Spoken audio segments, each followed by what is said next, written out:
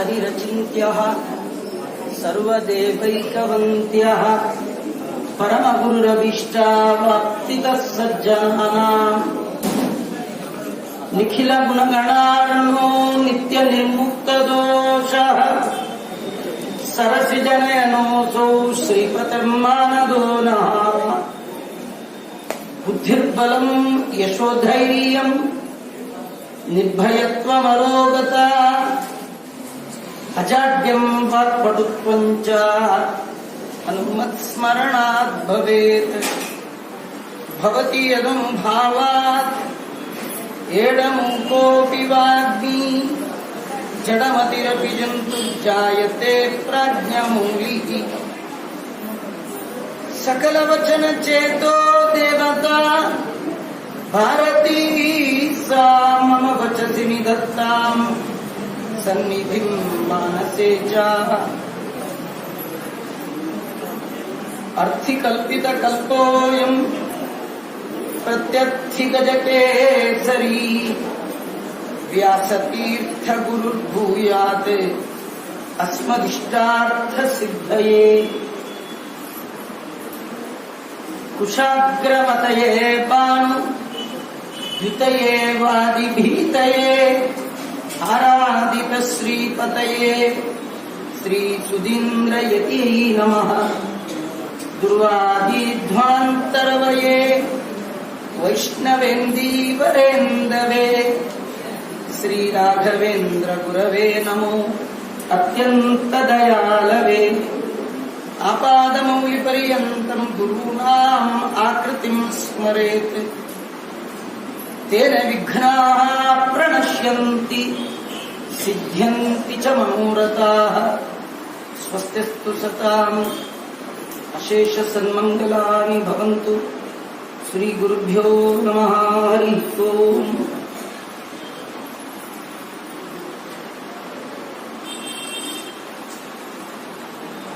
ಜಗದ್ಗುರು ಮಧ್ವಾಚಾರ್ಯರಿಂದ ಉದ್ಧೃತವಾದಂತಹ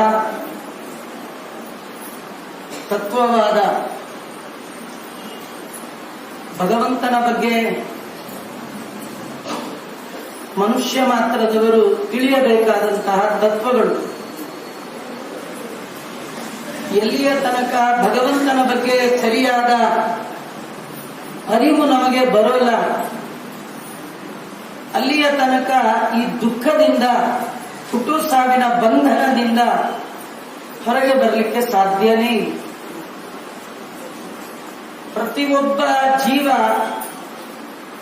ತಾನು ಬಯಸುವಂಥದ್ದು ಸುಖವಾಗಿರ್ಬೇಕು ಅಂತ. ಜೀವ ಬಯಸುವ ಸುಖ ಎಂಥದ್ದು ಅಂದ್ರೆ ಇಲ್ಲಿ ನಾವು ಪಡೆಯುವ ಸುಖ ಏನಿದೆ ಅದರ ಬಯಕೆ ಅಲ್ಲ. ಇಲ್ಲಿ ಎಷ್ಟು ಸುಖಿಯಾಗಿದ್ದರೂ ಅದರ ಜೊತೆಗೆ ದುಃಖ ಇದೆ.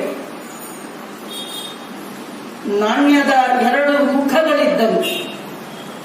ಹೇಗೆ ನಾಣ್ಯಕ್ಕೆ ಒಂದು ಮುಖ ಮತ್ತೊಂದು ಮುಖ ಅನಿವಾರ್ಯ, ಹಾಗೆ ಭೂಲೋಕದಲ್ಲಿ ಸಿಗುವ ಸುಖದ ಒಟ್ಟಿಗೆ ದುಃಖ ಅನಿವಾರ್ಯ. ಅದು ಬೇಕಂದ್ರೂ ಇದೆ, ಬೇಡ ಅಂದ್ರೂ ಇದೆ. ದುಃಖದಿಂದ ಕೂಡಿದ ಈ ಸುಖದ ಬಯಕೆ ಯಾರಿಗಿಲ್ಲ. ನಿಜವಾಗಿ ಜೀವ ಬಯಸುವ ಸುಖ ಎಂಥದ್ದು ಅಂದ್ರೆ ಆ ಸುಖಕ್ಕೆ ತುದಿ ಮೊದಲು ಇರಬಾರದು, ಕೊನೆಗೊಳ್ಳದ ಶಾಶ್ವತ ಸುಖ. ಅಂಥ ಸುಖ ಬೇಕಂತ ಬಯಕೆ ಯಾರಿಗಿದೆ, ಯಾರಿಗೆ ಈ ದುಃಖದಿಂದ ಪಾರಾಗುವ ಬಯಕೆ ಇದೆ, ಅವರೆಲ್ಲ ಜೀವನದಲ್ಲಿ ಪಡೆಯಬೇಕಾದ್ದು ತತ್ವಜ್ಞಾನ. ಪಂಡಿತಾಚಾರ್ಯರು ವರ್ಣನೆ ಮಾಡ್ತಾ ತತ್ವಜ್ಞಾನ ಮುಕ್ತಿ ಬಾಜ. ಆ ಸುಖ ಇರುವಂಥದ್ದು ಭಗವಂತನ ಅರಮನೆ ಮೋಕ್ಷದಲ್ಲಿ ಮಾತ್ರ. ಆ ಸುಖವನ್ನ ಪಡೆಯುವ ಬಯಕೆ ಇರುವವರೆಲ್ಲ ಜೀವನದಲ್ಲಿ ಸಂಪಾದನೆ ಮಾಡಬೇಕಾದ ಜನ್ಮ ಜನ್ಮಾಂತರದ ಧನ ಸಾಧನ ಅದು ತತ್ವಜ್ಞಾನ. ಅಂತಹ ತತ್ವಜ್ಞಾನವನ್ನು ಕೊಡುವ ಸಲುವಾಗಿ ಭಗವಂತನಿಂದ ಆಜ್ಞಾಪಿಸಲ್ಪಟ್ಟು ಭೂಮಿಗೆ ಬಂದ ಮಹಾನುಭಾವರೇ ಜೀವೋತ್ತಮರಾದ ವಾಯುದೇವರು, ಅವರ ಮೂರನೆಯ ಅವತಾರವೇ ಜಗದ್ಗುರು ಶ್ರೀಮನ್ ಮಧ್ವಾಚಾರ್ಯರು.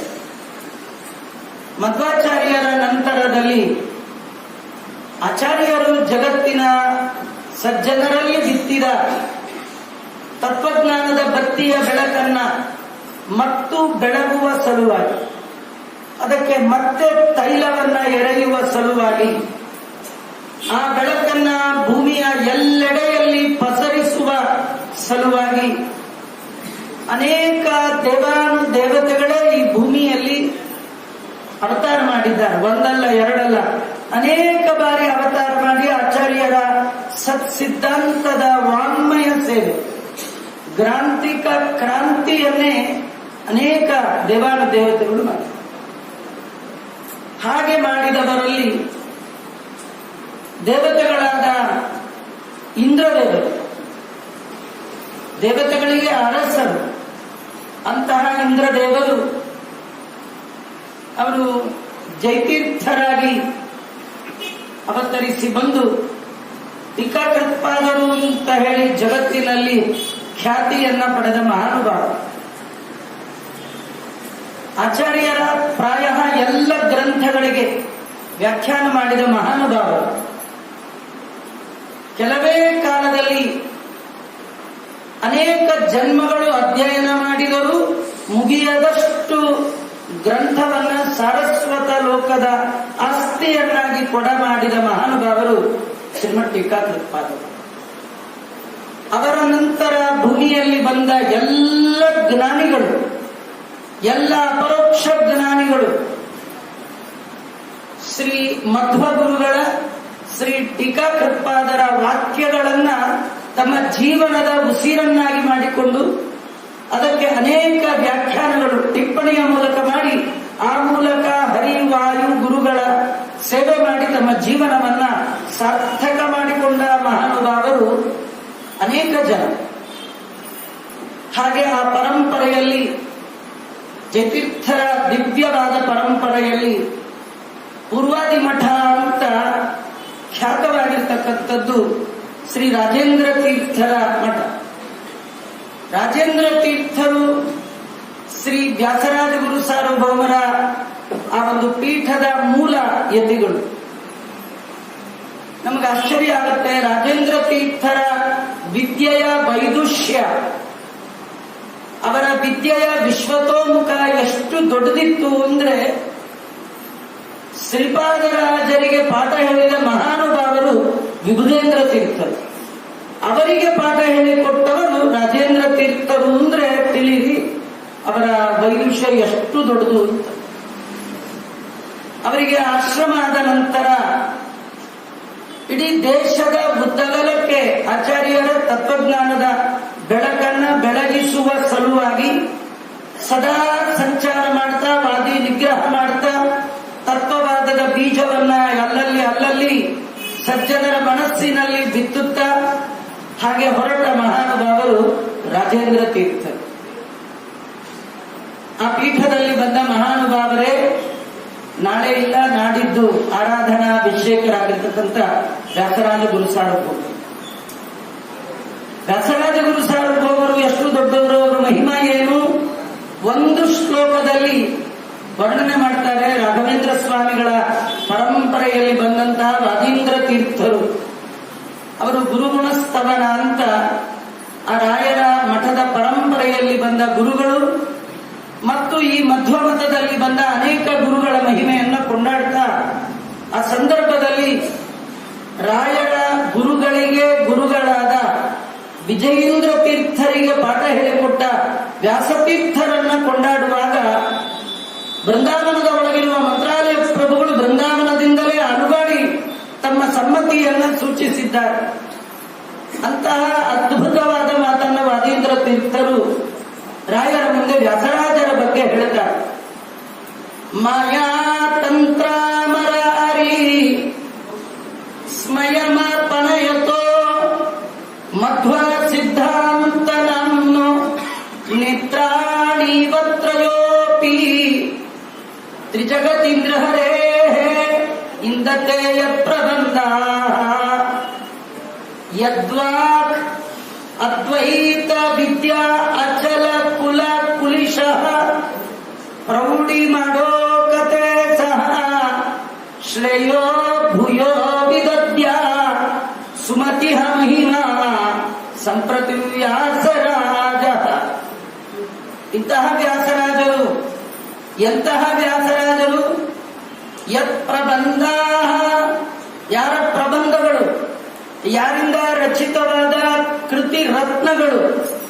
ಇವತ್ತು ಆಚಾರ್ಯರ ಸತ್ಸಿದ್ಧಾಂತದಲ್ಲಿ ಅನೇಕ ಗ್ರಂಥಗಳು, ಅದರಲ್ಲಿ ಅಗ್ರಮಾನ್ಯ ಗ್ರಂಥಗಳು, ತರ್ಕ ಗ್ರಂಥಗಳು, ವಾದ ಗ್ರಂಥಗಳು. ಇವತ್ತಿಗೂ ಕೂಡ ಆಚಾರ್ಯರ ಸತ್ಸಿದ್ಧಾಂತ ಒಡೆದು ಹೋಗದ ಹಾಗೆ ಮೂರು ಕಟ್ಟಿನಂತೆ ಕಟ್ಟಿ ಆಚಾರ್ಯರ ಸಿದ್ಧಾಂತ ಪ್ರಮೇಯಗಳು ನವರತ್ನಗಳ ಕೋಟೆಯಂತೆ ಕಟ್ಟಿದ ಗ್ರಂಥ ಅವರ ಪ್ರಬಂಧಗಳು. ನ್ಯಾಯಾಮೃತ, ಚಂದ್ರಿಕಾ, ತರ್ಕದಾಡ್ಡ, ಈ ಮೂರು ಗ್ರಂಥಗಳು ಅದು ಎಂಥದ್ದು ಅಂದ್ರೆ, ದೇವರನ್ನ ನೋಡಬೇಕಾದ್ರೆ ನೋಡುವ ಬಯಕೆ ಇರುವ ಜಿಜ್ಞಾಸು ತಾನು ಜೀವನದಲ್ಲಿ ಪಡೆದುಕೊಳ್ಳಬೇಕಾದ ಕಣ್ಣು, ಜ್ಞಾನದ ಕಣ್ಣು, ತತ್ವಜ್ಞಾನದ ಕಣ್ಣು, ಗ್ರಾಂಥಿಕ ಕಣ್ಣು, ಆ ಮೂರು ಕಣ್ಣು. ಕೆಲವು ಸತಿ ಅಕ್ಷರ ಕಾಣದೇ ಇದ್ರೆ ನಯನಕ್ಕೆ ಉಪ ಸಮೀಪದಲ್ಲಿ ಇನ್ನೊಂದು ಇಟ್ಕೊಳ್ತೀವಿ, ಅದೇ ಉಪನಯನ. ಉಪನಯನ ಅಂದ್ರೆ ಕನ್ನಡಕ ಹಾಕೊಂಡ್ರೆ ಕ್ಲಿಯರ್ ಕಾಣುತ್ತೆ. ಆಚಾರ್ಯರ ನಿಜವಾದ ಪ್ರಮೇಯಗಳು ನಿಮಗೆ ಕ್ಲಿಯರ್ ಆಗಬೇಕಾದ್ರೆ ಈ ಕನ್ನಡಕ ಬೇಕು. ಯಾವ ಕನ್ನಡಕ? ವ್ಯಾಸರಾಜರು ಕೊಟ್ಟ ಕಣ್ಣು. ಆ ವ್ಯಾಸರಾಜರು ಕೊಟ್ಟ ತತ್ವಜ್ಞಾನದ ಕಣ್ಣಿನ ಮೂಲಕ ನೋಡಿದಾಗ ಮಾತ್ರ ಆಚಾರ್ಯರ ಸತ್ಸಿದ್ಧಾಂತದ ಪ್ರಮೇಯಗಳು, ನವರತ್ನಗಳು, ಅನೇಕ ಪ್ರಮೇಯ ರತ್ನಗಳು ನಮಗೆ ಅರ್ಥ ಆಗಲಿಕ್ಕೆ ಸಾಧ್ಯ. ಆ ನಿಟ್ಟಿನಲ್ಲಿ ಆಚಾರ್ಯರ ಸತ್ಸಿದ್ಧಾಂತದ ಎಲ್ಲ ಗ್ರಂಥಗಳು, ಆ ಗ್ರಂಥಗಳ ಒಳಗಿರುವಂತಹ ವಿಷಯ ಎರಡೇ. ಒಂದು ಹರಿ ಸರ್ವೋತ್ತಮ, ವಾಯುದೇವರು ಜೀವೋತ್ತಮರು. ಆ ಭಗವಂತನಾದರೂ ಗುಣಪೂರ್ಣ, ದೋಷ ದೂರ. ಗುಣಪೂರ್ಣನಾದ, ದೋಷ ದೂರನಾದ ಲಕ್ಷ್ಮೀ ನರಸಿಂಹದೇವರ ಪ್ರತಿಪಾದನೆ ಮಾಡೋದು ಎಲ್ಲ ವೇದಾಂತದ ಅಭಿಪ್ರಾಯವನ್ನು ಸಾರುವಂತಹ ಆಚಾರ್ಯರ ಭಾಷ್ಯಕ್ಕೆ ಬಂದ ತತ್ವ ಪ್ರಕಾಶಿಕೆಯೇ ಮೊದಲಾದ ಟೀಕಾ, ಅದಕ್ಕೆ ಬಂದಿರುವಂತಹ ಅನೇಕ ಟಿಪ್ಪಣಿಗಳು, ಇವುಗಳೆಲ್ಲದರ ಮೂಲ ಉದ್ದೇಶ ಆ ನರಸಿಂಹದೇವರ ದರ್ಶನ. ಆ ರೀತಿ ಆ ಎಲ್ಲ ಗ್ರಂಥಗಳನ್ನು ನರಸಿಂಹದೇವರ ಆಕಾರದಲ್ಲಿ ಜೋಡಿಸಿಟ್ಟು ನೀವು ಪೂಜೆ ಮಾಡಬೇಕು ಅಂತ ಅಂದುಕೊಂಡರೆ ಅಲ್ಲಿ ನರಸಿಂಹದೇವರ ಮೂರು ಕಣ್ಣುಗಳ ಸ್ಥಾನದಲ್ಲಿ ವ್ಯಾಸರಾಜರ ಈ ಮೂರು ಗ್ರಂಥಗಳನ್ನು ಇಡಬೇಕು. ಇಡೀ ಚಿತ್ರಕ್ಕೆ ಒಂದು ಕಳೆ ಬರೋದು ಯಾವಾಗ? ಇಡೀ ಚಿತ್ರ ಬರೆದ ಕಣ್ಣಿನ ದೃಷ್ಟಿಯನ್ನ ಇಡೋದು. ಯಾಕೆಂದ್ರೆ ಇಡೀ ಚಿತ್ರದ ಸೌಂದರ್ಯ ಕಣ್ಣಿನ ಒಳಗಿದೆ. ಆ ಕಣ್ಣು ಸರಿಯಾಗಿ ಬಂದು ಚಿತ್ರ ಫುಲ್ ಚೆನ್ನಾಗಿದೆ. ಹಾಗಾಗಿ ಆಚಾರ್ಯರ ಸತ್ಸಿದ್ಧಾಂತದ ಚಿತ್ರ ವಿಚಿತ್ರವಾದ, ಅತ್ಯದ್ಭುತವಾದ ಪ್ರಮೇಯಗಳ, ನವರತ್ನಗಳ ಅದು ಚೆನ್ನಾಗಿ ಅರ್ಥ ಆಗಿದ್ದು ವ್ಯಾಸರಾಜರ ಗ್ರಂಥಗಳಿಗೆ. ಯಾಕೆಂದ್ರೆ ಆ ಗ್ರಂಥಗಳಲ್ಲಿ ಅವರ ಮಾತುಗಳು ಯದ್ವಾ, ಯಾವ ನಿಮ್ಮ ಮಾತುಗಳು, ಅದ್ವೈತ ವಿದ್ಯಾ ಅಚಲ ಕುಲ ಕುಲಿಶಃ, ನಾನೇ ದೇವರು ಜಗತ್ತೇ ಇಲ್ಲ ಅನ್ನುವಂತಹ ಮತ ಏನಿದೆ ಅದು ಸಾಮಾನ್ಯವಾದ ಮತ ಅಲ್ಲ. ಅದನ್ನ ಶೇಕ್ ಮಾಡುವ ಸಾಮರ್ಥ್ಯ ಯಾರಿಗಿಲ್ಲ. ಅಚಲ ಅಂದ್ರೆ ಚಲಿಸ್ಲಿಕ್ಕೆ ಬರೋಲ್ಲ. ಅಂತಹ ಪರ್ವತದಂತೆ, ಅಲುಗಾಡದ ಪರ್ವತದಂತೆ ಗಟ್ಟಿಯಾಗಿ ಭೂಮಿಯಲ್ಲಿದ್ದ ಮತ. ಅದಕ್ಕೆ ಕೊಡಲಿಯಂತೆ ನಿಮ್ಮ ಮಾತುಗಳು. ನಿಜವಾಗಿ ವ್ಯಾಸರಾಜರ ಒಂದೊಂದು ಮಾತುಗಳು ಕೂಡ ಅಸಂಖ್ಯಾತವಾದಂತಹ ವಾದ ಸರಣಿಯನ್ನ ಕತ್ತರಿಸಿ ಹಾಕುವಂಥದ್ದು, ಶುಷ್ಕ ತರ್ಕಗಳನ್ನ ಕತ್ತರಿಸಿ ಹಾಕುವಂತ ಕೊಡಲಿ ನಿಮ್ಮ ಮಾತು. ಯದ್ವಾಕ್ ಅದ್ವೈತ ವಿದ್ಯಾ ಅಚಲ ಕುಲ ಕುಲಿಶಃ, ಅಂತಹ ಅತ್ಯದ್ಭುತವಾದ ಗ್ರಂಥರತ್ನವನ್ನ ಜಗತ್ತಿನ ಸಾಧನ ಸಜ್ಜನ ಸಮೂಹಕ್ಕೆ ಕೊಟ್ಟಿದ್ದೀರಿ. ಅಂತಹ ನೀವು ನಮಗೆ ಅನುಗ್ರಹ ಮಾಡಿ ಅಂತ ಪ್ರಾರ್ಥನೆ ಮಾಡ್ತಾರೆ ವಾದೀಂದ್ರ ತೀರ್ಥ. ನೋಡಿ, ನಮ್ ಗುಂಪಲ್ಲಿ ನಮ್ ಗುಂಪಿನವ್ರನ್ನ ನಮ್ಮಾಚಾರನ ನಾವು ಜೈ ಜೈ ಅಂತ ಹೇಳೋದೇನ್ ದೊಡ್ಡ ಪ್ರೋಗ್ರಾಮ್ ಅಲ್ಲ ರೀ. ನಮ್ಮನ್ನು ನೋಡಿ ಅನ್ಯಮತೀಯರು ಸಂತೋಷ ಪಡಬೇಕು. ವ್ಯಾಸರಾಜರ ಕಾಲದಲ್ಲಿ ಅನ್ಯಮತೀಯ ಜೈನ ಪಂಥದ ಒಬ್ಬ ಕವಿ ಸೋಮನಾಥ ಅಂತ ಹೇಳಿ, ಆ ಸೋಮನಾಥ ಕವಿ ವ್ಯಾಸರಾಜರ ಸಮಕಾಲೀನನಾದವ. ಆ ನಿಟ್ಟಿನಲ್ಲಿ ನಾವು ನೋಡೋದಾದ್ರೆ, ಹೇಗೆ ವಾಯುದೇವರ ಅವತಾರತ್ರಯ ಹನುಮ ಭೀಮ ಮಧ್ವ 3 ರೂಪವನ್ನ ಏಕಕಾಲಕ್ಕೆ ಕಂಡು ಶ್ರೀ ತ್ರಿವಿಕ್ರಮ ಪಂಡಿತಾಚಾರ್ಯರು ವಾಯುದೇವರ 3 ಅವತಾರಗಳ ಚರಿತೆಯಾದ ವಾಯುಸ್ತುತಿಯನ್ನ ರಚನೆ ಮಾಡಿ ಆಚಾರ್ಯರಿಗೆ ತೋರಿಸಿ, ಆಚಾರ್ಯರಿಂದ ಅನುಗೃಹೀತರಾಗಿ ಇವತ್ತು ಎಲ್ಲರ ಮನದಲ್ಲಿ ಮಂತ್ರದೋಪಾದಿಯಲ್ಲಿ ವಾಯುಸ್ತುತಿಯ ಪಾರಾಯಣ ಪಠಣ ಆದ್ಯತೆಯನ್ನ ಪಡೆದರೆ, ನಮ್ಮ ಮಂತ್ರಾಲಯ ಪ್ರಭುಗಳ ಜೀವನ ಚರಿತ್ರೆಯನ್ನ ಅವರ ಕಾಲದವರೇ ಆಗಿ, ಅವರ ಹತ್ತಿರದ ಸಂಬಂಧಿಕರಾಗಿ, ಅವರ ಕಾರುಣ್ಯದ ಕಡಲನ್ನ ಕಂಡು ಉಂಡು ಮನಗಂಡ ನಾರಾಯಣಾಚಾರ್ಯರು ರಾಘವೇಂದ್ರ ವಿಜಯ ರಚನೆ ಮಾಡಿ ರಾಯಿಗೆ ತೋರಿಸಿದ್ದಾರೆ. ಹಾಗಾಗಿ ಇವತ್ತು ರಾಘವೇಂದ್ರ ವಿಜಯಕ್ಕೆ ಅವರ ಚರಿತ್ರೆಗೆ ಎಲ್ಲಿಲ್ಲದ ಒಂದು ಆ ಮಾಹಿಮ್ಯ. ಹಾಗೆ ನಾವು ನೋಡ್ತಾ ಹೋದರೆ ವ್ಯಾಸರಾಜರ ಕಥೆ, ಅವರ ಜೀವನ ಶೈಲಿ, ಅವರ ಅನೇಕ ಮಹಿಮೆಗಳನ್ನ ಅವರ ಸಮಕಾಲೀನನಾದ ಅನ್ಯಮತೀಯ ಒಬ್ಬ ಕವಿ ಮುಕ್ತ ಕಂಠದಿಂದ ಪ್ರಶಂಸೆ ಮಾಡಿದ್ದಾರೆ. ಅತ್ಯಂತ ಪ್ರಸಿದ್ಧನಾದ ಕವಿ ಅವನು. ಆ ಗ್ರಂಥವನ್ನ ವ್ಯಾಸಯೋಗಿ ಚರಿತೆ ಎಂಬ ವಿಧಾನದಲ್ಲಿ ಸೋಮನಾಥನು ಬರೆದಿಹನು, ಚಂಪೂ ಕಾವ್ಯ ರಾಮಾಯಣದ ತೆರದೊಳು ರಚನೆಗೈದಿಹನು. ಈ ಚಂಪೂ ಕಾವ್ಯ ಅದು ಗದ್ಯ ಮತ್ತು ಪದ್ಯ ಎರಡರ ಮಿಶ್ರಣ.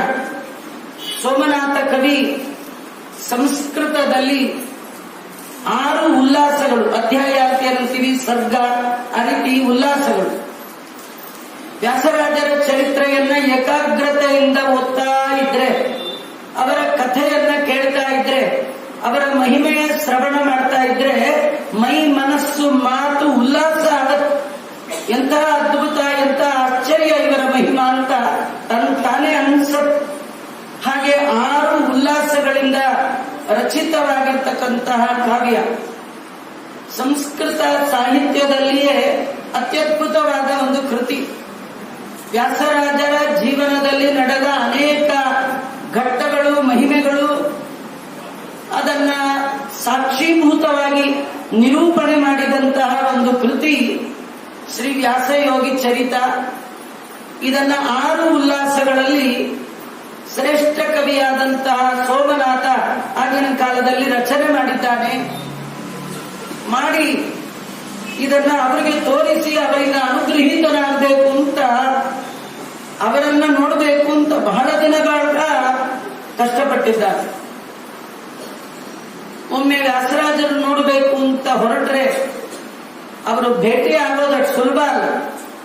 ಯಾಕಂದ್ರೆ 6 ಜನ ಚಕ್ರವರ್ತಿಗಳಿಗೆ ಎಡಬಿಡದೆ ರಾಜಗುರುಗಳಾಗಿ ಮೆರೆದ ಮಹಾನುಭಾವರು. 92 ವರ್ಷಗಳಷ್ಟು ದೀರ್ಘಕಾಲ, 7-8 ವರ್ಷದಲ್ಲಿ ಸನ್ಯಾಸ ಸ್ವೀಕಾರ ಮಾಡಿ 92 ವರ್ಷಗಳಷ್ಟು ದೀರ್ಘಕಾಲ ವಿದ್ಯಾ ಕರ್ನಾಟಕ ಸಿಂಹಾಸನೇಶ್ವರರಾಗಿ ಮೆರೆದ ಮಹಾನುಭಾವ. ಅವರ ಜೀವಿತಾವಧಿಯಲ್ಲಿ 6 ಜನ ಚಕ್ರವರ್ತಿಗಳಿಗೆ ರಾಜಗುರುಗಳಾಗಿ ಮೆರೆದ ಮಹಾನುಭಾವ. ಸಣ್ಣ ಪುಟ್ಟ MLA MP ಜ್ಯೋತಿಷ್ಯ ಹೇಳಿದವರನ್ನ ಅಪಾಯಿಂಟ್ಮೆಂಟ್ ತಗೊಳ್ಳೋದೇ ಕಷ್ಟ. ಈ ಜ್ಯೋತಿಷ್ಯ ಹೇಳೋ ಪುರೋಹಿತರು ಆಚಾರ ಅಲ್ಲ ಇವರು. ಪ್ರಾಣಾಂತಿಕವಾದ ಕುಹುಯೋಗವನ್ನೇ ಕಳೆದ ಮಹಾನುಭಾವರು, ಅಪಮೃತ್ಯು ಪರಿಹಾರ ಮಾಡುವ ಮಹಾನುಭಾವರು. ಇವರು ಒಮ್ಮೆ ಏನಾದರೂ ಬಾಯಲ್ಲಿ ಹೇಳಿದ್ರು ಸುಳ್ಳಾಗುವ ಸಾಧ್ಯತೆಯೇ ಇಲ್ಲ. ಸತ್ಯಕ್ಕೆ ಮತ್ತೊಂದು ಹೆಸರೇ ವ್ಯಾಸರಾಜ ಗುರು ಸಾರ್ವಭೌಮರು, ಶಾಸ್ತ್ರಕ್ಕೆ ಮತ್ತೊಂದು ಹೆಸರೇ ವ್ಯಾಸರಾಜ ಗುರು ಸಾರ್ವಭೌಮರು, ಬ್ರಹ್ಮಚರ್ಯಕ್ಕೆ ಮತ್ತೊಂದು ಹೆಸರೇ ವ್ಯಾಸರಾಜ ಗುರು ಸಾರ್ವಭೌಮರು, ಸನ್ಯಾಸಕ್ಕೆ ಮತ್ತೊಂದು ಹೆಸರೇ ವ್ಯಾಸರಾಜ ಗುರು ಸಾರ್ವಭೌಮರು. ಅಂತ ವ್ಯಾಸರಾಜ ಗುರು ಸಾರ್ವಭೌಮರು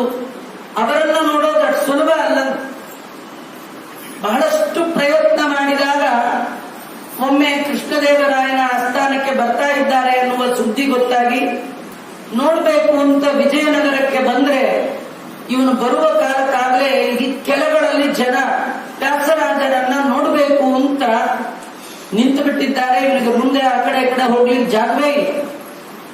ವ್ಯಾಸರಾಜರು ಬರೋದು ಅಂದ್ರೆ ಸಾಮಾನ್ಯವಾಗಿ ಯಾವುದೋ ಒಂದು ಪುಟ್ಟ ಕಾರಲ್ಲಿ ಒಬ್ಬ ಸ್ವಾಮಿಗಳು ಬಂದೆದ್ದು ಹೋದ್ರು, ಆ ರೀತಿ ಇಲ್ಲೇ ಇಲ್ಲ. ಅವರು ಬಂದ್ರೆ 24 ಜನ ಸ್ವಾಮಿಗಳು ಇರ್ತಿದ್ರು. ಒಬ್ರು ಪ್ರಧಾನ ಸ್ವಾಮಿಗಳು ನಮ್ಮ ವ್ಯಾಸರಾಜರು ಸಾರ್ವಭೌಮರು, ಅವರ ಜೊತೆಗೆ ಕೇಶವಾದಿ 24 ನಾಮಗಳಿಂದ ಅಂಕಿತರಾದ ಪ್ರತಿ ಒಬ್ಬರು ಅಪರೋಕ್ಷ ಜ್ಞಾನಿಗಳು, ಶಾಪಾನುಗ್ರಹ ಶಕ್ತರು. ಅವರು ಪಾಠದ ಶಿಷ್ಯರಾಗಿ, ಸನ್ಯಾಸದ ಶಿಷ್ಯರಾಗಿ 24 ಜನ ಯತಿಗಳನ್ನ ಹಿಂದೆ ಮುಂದಿಟ್ಕೊಂಡು ಬರಬೇಕು ಅಂದ್ರೆ ಆ ರಾಜ ಯತಿಗಳ ದರ್ಬಾರ್ ವೈಭವ, ಅವರ ಮಹಿಮಾ ಹೇಗಿರ್ಬೇಡ. ಹಿಂದೊಬ್ಬ ದಾಸರು, ಮುಂದೊಬ್ಬ ದಾಸರು, ಮುಂದೆ ಕನಕದಾಸರು, ಹಿಂದೆ ಪುರಂದರದಾಸರು. ಅಕ್ಕಪಕ್ಕದಲ್ಲಿ ವ್ಯಾಸರಾಜರು ಪಲ್ಲಕ್ಕಿಯಲ್ಲಿ ಹೋಗ್ತಾ ಇದ್ರೆ ಪಲ್ಲಕ್ಕಿ ಹೊರಲಿಕ್ಕೆ ಹೊರುವವರಲ್ಲ. ಆಗಿನ ಕಾಲದ ರಾಜಾದಿರಾಜರು ತಮ್ಮ ಭುಜದ ಮೇಲೆ ಅವರ ಪಲ್ಲಕ್ಕಿಯನ್ನ ಹೊತ್ತಿ, ಕ್ಷಾತ್ರ ಧರ್ಮಕ್ಕಿಂತ ಬ್ರಾಹ್ಮಣ ಧರ್ಮ ಎಷ್ಟು ದೊಡ್ಡದು, ಅದರಲ್ಲೂ ಸನ್ಯಾಸಿಗಳು, ಅದರಲ್ಲಿಯೂ ಜ್ಞಾನಿಗಳು, ಅದರಲ್ಲಿಯೂ ವಿಶೇಷವಾಗಿ ವಿಜ್ಞಾನಿಗಳು, ತತ್ವಜ್ಞಾನಿಗಳಾದ ವ್ಯಾಸರಾಜರನ್ನ ಹೊತ್ತು ಬರೋದು ಅಂದ್ರೆ ದಾಸರಂತಾರೆ, ಯತಿ ತತಿಗಳ ಕೂಡ ಬರುತ್ತಿ ಹೈವ ಯಾರಮ್ಮ ಅಂತ. ಯತಿ ತತಿಗಳು, ತತಿ ಅಂದ್ರೆ ಗುಂಪು, ಯತಿಗಳ ಗುಂಪು ಗುಂಪಾಗಿ ಬರ್ತಿದ್ರು. ಇದರ ಒಟ್ಟಿಗೆ ಅನೇಕ ಗೃಹಸ್ಥಾಶ್ರಮ ಸ್ವೀಕಾರ ಮಾಡಿರ್ತಕ್ಕಂಥ ಅನೇಕ ಶಿಷ್ಯರು ಅವರೆಲ್ಲ ಬರ್ತಿದ್ದಾರೆ. ಇಂಥ ವ್ಯಾಸರಾಜರನ್ನು ನೋಡೋದು ಬಹಳ ಕಷ್ಟ ಆಯ್ತು. ಕಡೆಗೆ ಒಂದು ಮರ ಏರಿ ಕುಳಿತು ವ್ಯಾಸರಾಜರನ್ನ ಪ್ರಥಮ ದರ್ಶನ ಮಾಡಿದ್ದಾರಂತೆ. ಈ ಕಾವ್ಯವನ್ನ ರಚನೆ ಮಾಡಿದಂತಹ ಸೋಮನಾಥಕರು ಒಂದು ಮರ ಏರಿ ಕುಳಿತ, ಎಲ್ಲಿ ವ್ಯಾಸರಾಜರು ಬರ್ತಾರೋ ಅದನ್ನು ನೋಡ್ಬೇಕು. ವ್ಯಾಸರಾಜರು ಬಂದ್ರು ಏನು ಆ ನೌಬತ್ತು, ನಗಾರಿಗಳು, ಬಿರುದುಗಳು, ಬಾವಲಿಗಳು, ಹಗಲು ದೀವಟಿಗೆಗಳು, ಒಂದು ರಾಜ ಮರ್ಯಾದೆ ಅದು. ಅವ್ರು ಹೋದ್ರೆ ಚಕ್ರವರ್ತಿಗಳು ಹೋದ ಹಾಗೆ. ಆ ಸಂದರ್ಭದಲ್ಲಿ ಆ ಗಲಾಟೆ ಮಧ್ಯದಲ್ಲಿ ವ್ಯಾಸರಾಜರಿಗಿಂತೂ ಅವರ ವೈಭವ, ಅವರ ಪಲ್ಲಕ್ಕಿ ಇದಷ್ಟೇ ಕಾಣಿಸ್ತವೆ. ಸ್ವಲ್ಪ ಕಷ್ಟಪಟ್ಟು ನೋಡಿದಾಗ ಆ ಪಲ್ಲಕ್ಕಿಯ ಒಳಗೆ ಒಂದು ದೊಡ್ಡ ಬೆಳಕಿನ ಗುಂಪು ಪುಂಜ ಕೂತಿತ್ತು. ಬೆಳಕೆ ಜ್ಞಾನವೇ ಮೂರ್ತಿಮತ್ತಾಗಿ ಕೂತಿತ್ತು. ನಮಗೆಲ್ಲ ಏನಾದ್ರೂ ಒಂಚೂರು ಸಭೆ ಸನ್ಮಾನ ಆದ್ರೆ ಅಲ್ಲಿ ಸೆಲ್ಫಿ ಫೋಟೋದ್ದೇ ಕಾಟ, ಆ ಫೋಟೋ ಸೆಷನ್ನೇ ಭಾರಿ. ಮತ್ತೆ ಆ ಕಡೆ ನೋಡೋದೇನು, ಈ ಕಡೆ ನೋಡೋದೇನು, ಹೀಗೆ ತಿರುಗಿ ಅನ್ನೋದೇನು. ವ್ಯಾಸರಾಜರಿಗೆ ಇಂಥ ಸಭೆ ಸಮಾರಂಭ ಸನ್ಮಾನ, ರಾಜಾದಿರಾಜರು, ಅಕ್ಕಪಕ್ಕದ ಯತಿಗಳು ಯಾರ ಮೇಲೆ ಕಣ್ಣಿಲ್ಲ. ಅವರಾಯ್ತು, ಅವರ ಗ್ರಂಥ ಆಯ್ತು. ಸದಾ ಸದಾ ಸದಾ ಅಧ್ಯಯನ ಅಧ್ಯಾಪನದಲ್ಲೇ ತಮ್ಮನ್ನು ತೊಡಗಿಸಿಕೊಂಡ ಮಹಾನುಭಾವರು ವ್ಯಾಸರಾಜ ಗುರು ಸಾರ್ವಭೌಮರು. ಪಲ್ಲಕ್ಕಿಯಲ್ಲಿ ಒಂದು ಬೆಳಕಿನ ಪುಂಜವನ್ನು ಮಾತ್ರ ಆ ಸೋಮನಾಥ ಕವಿ ಕಂಡಿದ್ದಾನೆ. ಹಾಗಾದ್ರೆ ಏನಾದ್ರೂ ಮಾಡಿ ಇವರನ್ನ ಎದುರಿಗೆ ಭೇಟಿ ಆಗ್ಬೇಕು, ತಾನು ಬರೆದ ಕಾವ್ಯವನ್ನ ತೋರಿಸಬೇಕು ಅಂತ ಹೇಳಿ ತೋರಿಸಿ ವ್ಯಾಸರಾಜರ ಮೆಚ್ಚುಗೆಯನ್ನು ಪಡೆದ ಮಹಾನುಭಾವ. ಮೆಚ್ಚುಗೆ ಪಡೆದು ನನಗೆ ಸಮ ಯಾರಿದ್ದಾರೆ, ವ್ಯಾಸರಾಜರಿಂದ ಅನುಗ್ರಹೀತನಾದವ ಧನ್ಯೋಸ್ಮಿ ಎಂದ್ಕೊಂಡು ಹೊರಟ್ರೆ ಅಕ್ಕಪಕ್ಕದ ಕೆಲವು ವಿದ್ವಾಂಸರು ಕೇಳಿದ್ರು, ಅಲ್ಲ ಇಷ್ಟು ಸುಂದರವಾದ ಕಾವ್ಯವನ್ನ ಒಬ್ಬ ಸನ್ಯಾಸಿಯ ಮೇಲೆ ರಚನೆ ಮಾಡಿದೆ, ಏನ್ ಸಿಕ್ತು ನಿನಗೆ? ಅದ್ರ ಬದಲು ಯಾರೋ ರಾಜರ ಮೇಲೆ, ಸಾಮಂತರ ಮೇಲೆ ಮಾಡಿದ್ರೆ ಬೇಕಾದ್ ಕೊಡ್ತಿದ್ರು ಅಂದ್ರೆ ಅವನಂತ ಇದ್ದಾನೆ. ಇದು ವ್ಯಾಸಯೋಗಿ ಚರಿತೆಯಲ್ಲಿ ಅವನು ವ್ಯಾಸರಾಜರ ಮಹಿಮೆಯನ್ನ ಹೇಳ್ತಾ ರಚನೆ ಮಾಡಿದ ಒಂದು ಶ್ಲೋಕ. ಅವನಂತ ಇದ್ದಾನೆ, ಬೋಬೋ ಮತ್ಸರ ಕುತ್ಸಿತಾನ್ ಸುಮತಯೋ ದುರ್ವೈ ದುಷೀಗರ್ವಿತ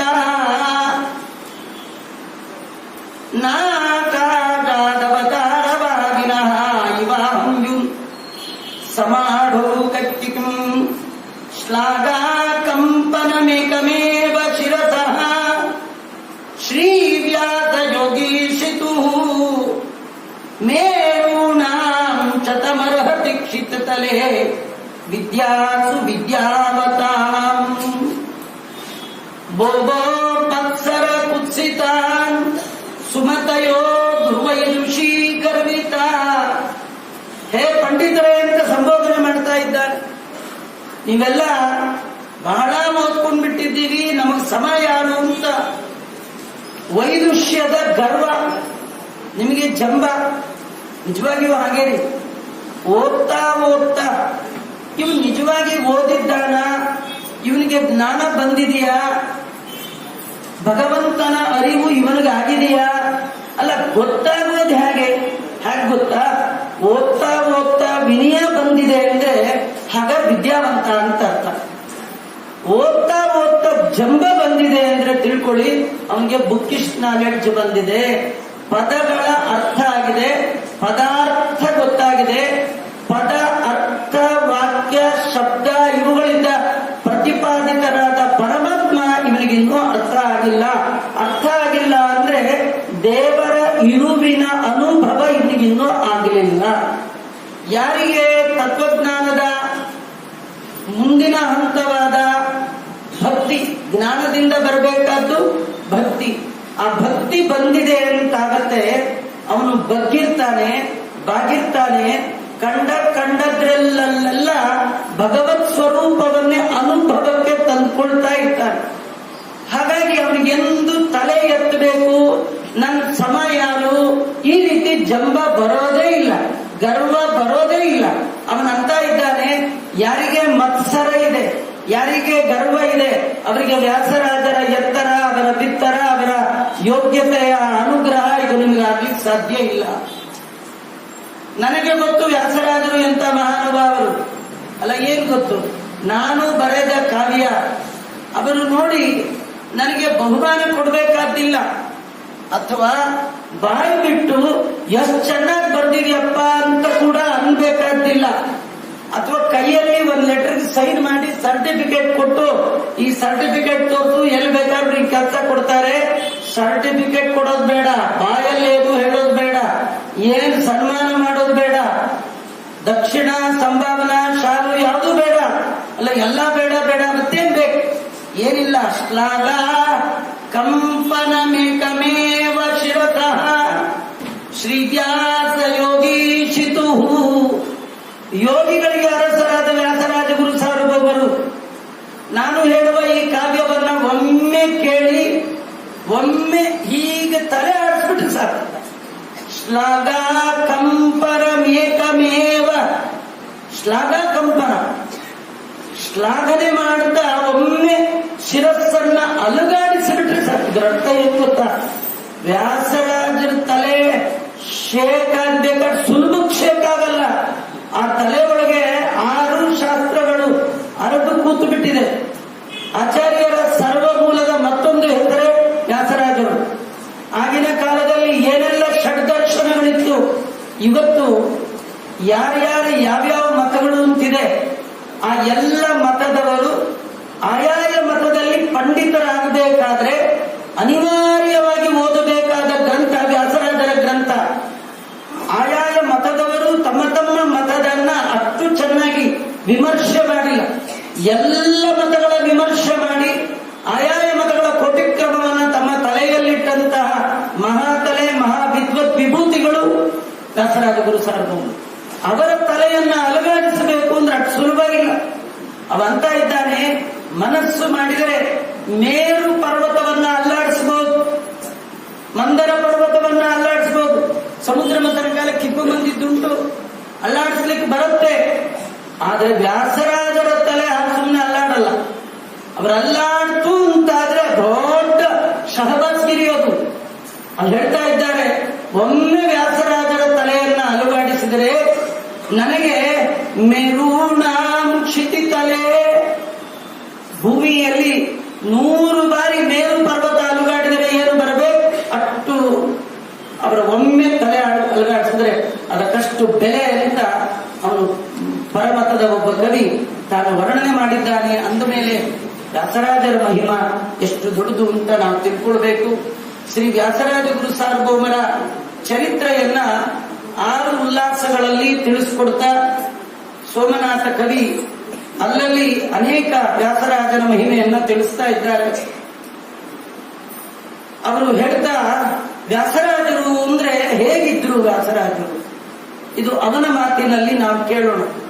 ಅವರು ಹೇಳ್ತಾ ಇದ್ದಾರೆ, ಬದ್ಧಮೂರ್ತಿವ ಮಧ್ವರಾದಾಂತಂ ಮೂಲಕೋಶಮಿವ ಮಹಮಂತಾನಾಂ ವೈಕ್ರಯಕಮೇವ ವೈಷ್ಣವಾಚಾರ ರತ್ನಾನಾಂ ಖಲಿನಮಿವ ದುರ್ಲಲಿತೇಂದ್ರಿಯ ಗೋಟಕಾನಾಂ ನೀಡಮಿವ ನಿಯಮ ಶಕುಂತಾನಾಂ ಚಕ್ರಂ ಮಣರಂಗಮಿವ ಷಡ್ದರ್ಶನಾನಾಂ ವಿಜಯಸ್ತಂಭಮಿವ ತತ್ವಜ್ಞಾನಸ್ಯ ಲಲಿತ ಮಿಲಿತ ಕೃತಿ ತತಾದೃಶ ವೈಭವಂ ಯೋಗೀನಂ ಏನಂ ಅವಲೋಕ್ಯ ವಿಸ್ಮಯ ಕಲಿತ ಹೃದಯೋ ಭಕ್ತಾನುಕಂಪಿನ ವ್ಯಾಸದೇವೇನ ಬ್ರಹ್ಮಣ್ಯ ಶಬ್ದಸ್ಯ ಅಯಮೇವಾರ್ಥಃ ಇತಿ ನಿಶ್ಚಿತಾಯ.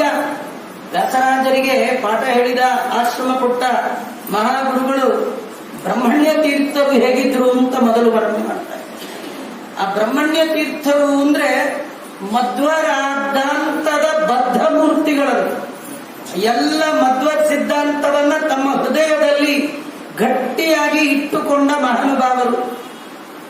ಎಲ್ಲ ಮಂತ್ರಗಳಿಗೆ ಮೂಲ ಕೋಶ ಬ್ರಹ್ಮಣ್ಯ ತೀರ್ಥರು. ಮೂಲ ಕೋಶಮಿವ ಮಹಾಮಂತ್ರಾಣ. ಆಚಾರದಲ್ಲಿ ಎತ್ತಿದ ಕೈ ಅವರದು.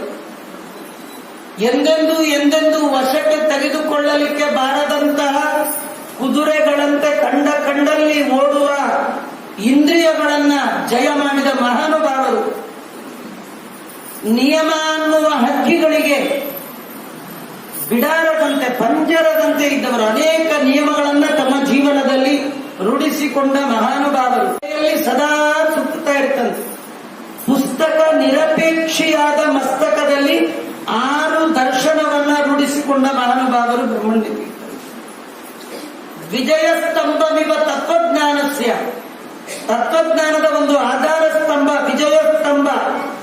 ಇವರಿದ್ದಾರೆ ಅಂದ್ರೆ ಮುಗಿತು. ಆ ಆಚಾರ್ಯರ ಸತ್ಸಿದ್ಧಾಂತವನ್ನ ಅಲುಗಾಡಿಸುವ ಸಾಮರ್ಥ್ಯ ಯಾರಿಗೂ ಇಲ್ಲ. ಅಂತಹ ಯೋಗಿಗಳು ಬ್ರಹ್ಮಣ್ಯ ತೀರ್ಥರು. ಅವರನ್ನ ನೋಡಿಯೇ ಇವರೇ ಬ್ರಹ್ಮಣ್ಯ ತೀರ್ಥರು ಅಂದ್ರೆ ಇವರೇ ಅನ್ನುವ ಹಾಗೆ ಇದ್ದ ಮಹಾನುಭಾವರು. ಅವರ ಬಳಿಗೆ ವ್ಯಾಸರಾಜರು ಬಂದರು ಅಂತ.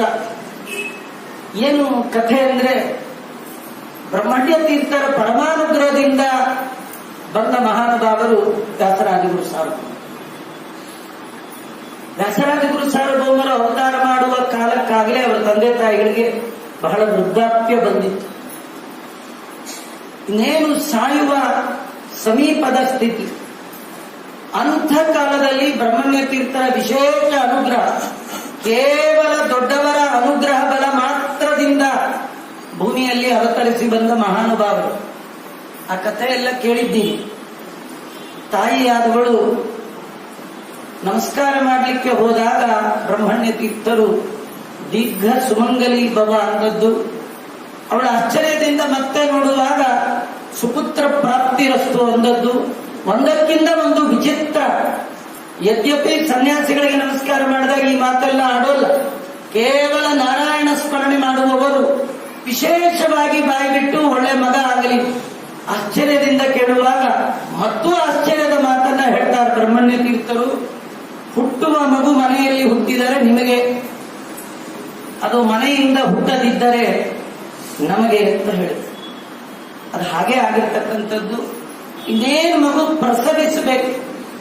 ಆ ಕಾಲಕ್ಕೆ ಚಿನ್ನದ ಹರಿವಾಣವನ್ನು ಕೊಟ್ಟು ಕಳಿಸಿದ್ದಾರೆ. ಬಂಗಾರದ ಹರಿವಾಣದಲ್ಲಿ ನಮ್ಗೆ ಆಶ್ಚರ್ಯ ಅಂದ್ರೆ, ಬ್ರಹ್ಮಣ್ಯ ತೀರ್ಥರ ಕಥೆಯನ್ನ ಕೇಳುವಾಗ ಬೇರೆ ಎಲ್ಲಿಯೂ ಬಂಗಾರ ಇಟ್ಟು ಮಂಗಳಾರತಿ ಮಾಡಿದ್ರು, ಬಂಗಾರದ ತಟ್ಟೆ ದೇವರಿಟ್ಟರು, ಬಂಗಾರದ ಮಂಟಪ ಕೇಳಲ್ಲ. ಯಾಕೆಂದ್ರೆ ಆ ಮೂರ್ತಿಗಳಿಗಿಂತಲೂ ಚೇತನಮಯವಾದ ಈ ಮೂರ್ತಿ ದೇವರ ಅಧಿಷ್ಠಾನದ ದೊಡ್ಡ ಮೂರ್ತಿ. ನಿಜವಾಗಿ ದೇವರನ್ನ ಎಲ್ಲಿ ನೋಡ್ಬೇಕು? ಪ್ರತಿಮೆಗಳಲ್ಲಿ ಅಪ್ರಬುದ್ಧರು ನೋಡ್ತಾರೆ. ಜ್ಞಾನಿಗಳಾದವರು ಪ್ರತಿಮೆಯಲ್ಲಿ ನೋಡೋದಲ್ಲ, ಚೇತನರ ಒಳಗಿರುವ ಭಗವಂತನನ್ನ ನೋಡ್ತಾರೆ. ಭಗವಂತನ ಸನ್ನಿಧಾನೋಪೇತರಾದ ಮಹಾನುಭಾವರು ವ್ಯಾಸರಾಜಗುರು ಸಾರ್ವಭೌಮರು. ಅವರು ಅವತಾರ ಮಾಡ್ತಾ ಇದ್ದಾರೆ ಅಂದ್ರೆ ಅವರಿಗೆ ಬಂಗಾರದ ಹರಿವಾಣವನ್ನೇ ಕಳಿಸಿದ್ದಾರೆ. ಇದು ನಿಜವಾಗಿ ಮುಂದೆ ಈ ವ್ಯಾಸರಾಜರಿಗೆ ಸುವರ್ಣ ಅಭಿಷೇಕ, ಮುತ್ತಿನ ಅಭಿಷೇಕ, ರತ್ನದ ಅಭಿಷೇಕ, ಸ್ವರ್ಣ ಸಿಂಹಾಸನವನ್ನು ಏರುವಂತ ಯೋಗ ಇದೆ ಅನ್ನೋದನ್ನ ಕೃತಿಯಲ್ಲಿ ಮೊದಲಿಗೆ ಬ್ರಹ್ಮಣ್ಯ ತೀರ್ಥರು ತೋರಿಸಿಕೊಟ್ಟಿದ್ದಾರೆ. ಇಂತಹ ಬ್ರಹ್ಮಣ್ಯ ತೀರ್ಥರು ಆ ಮಗುವಿಗೆ ನಮಗೆ ಆಶ್ಚರ್ಯ. ಇಡೀ ನಾವು ಎಲ್ಲಿ ನೋಡಿದರೂ ಈ ಒಂದು ಬಗೆಯ ಕಥೆಯನ್ನ ಕೇಳಲಿಕ್ಕೆ ಸಾಧ್ಯ ಇಲ್ಲ. ಒಬ್ಬ ಸನ್ಯಾಸಿಗಳು ಹುಟ್ಟಿದ ಮಗುವನ್ನ ತಾವು ಕರೆದುಕೊಂಡು ಹೋಗಿ ರಕ್ಷಣೆ ಮಾಡಿದ ಕಥೆ ಅದು ವ್ಯಾಸರಾಜರಿಗೆ ಮಾತ್ರ ಸಿಗುವಂಥದ್ದು.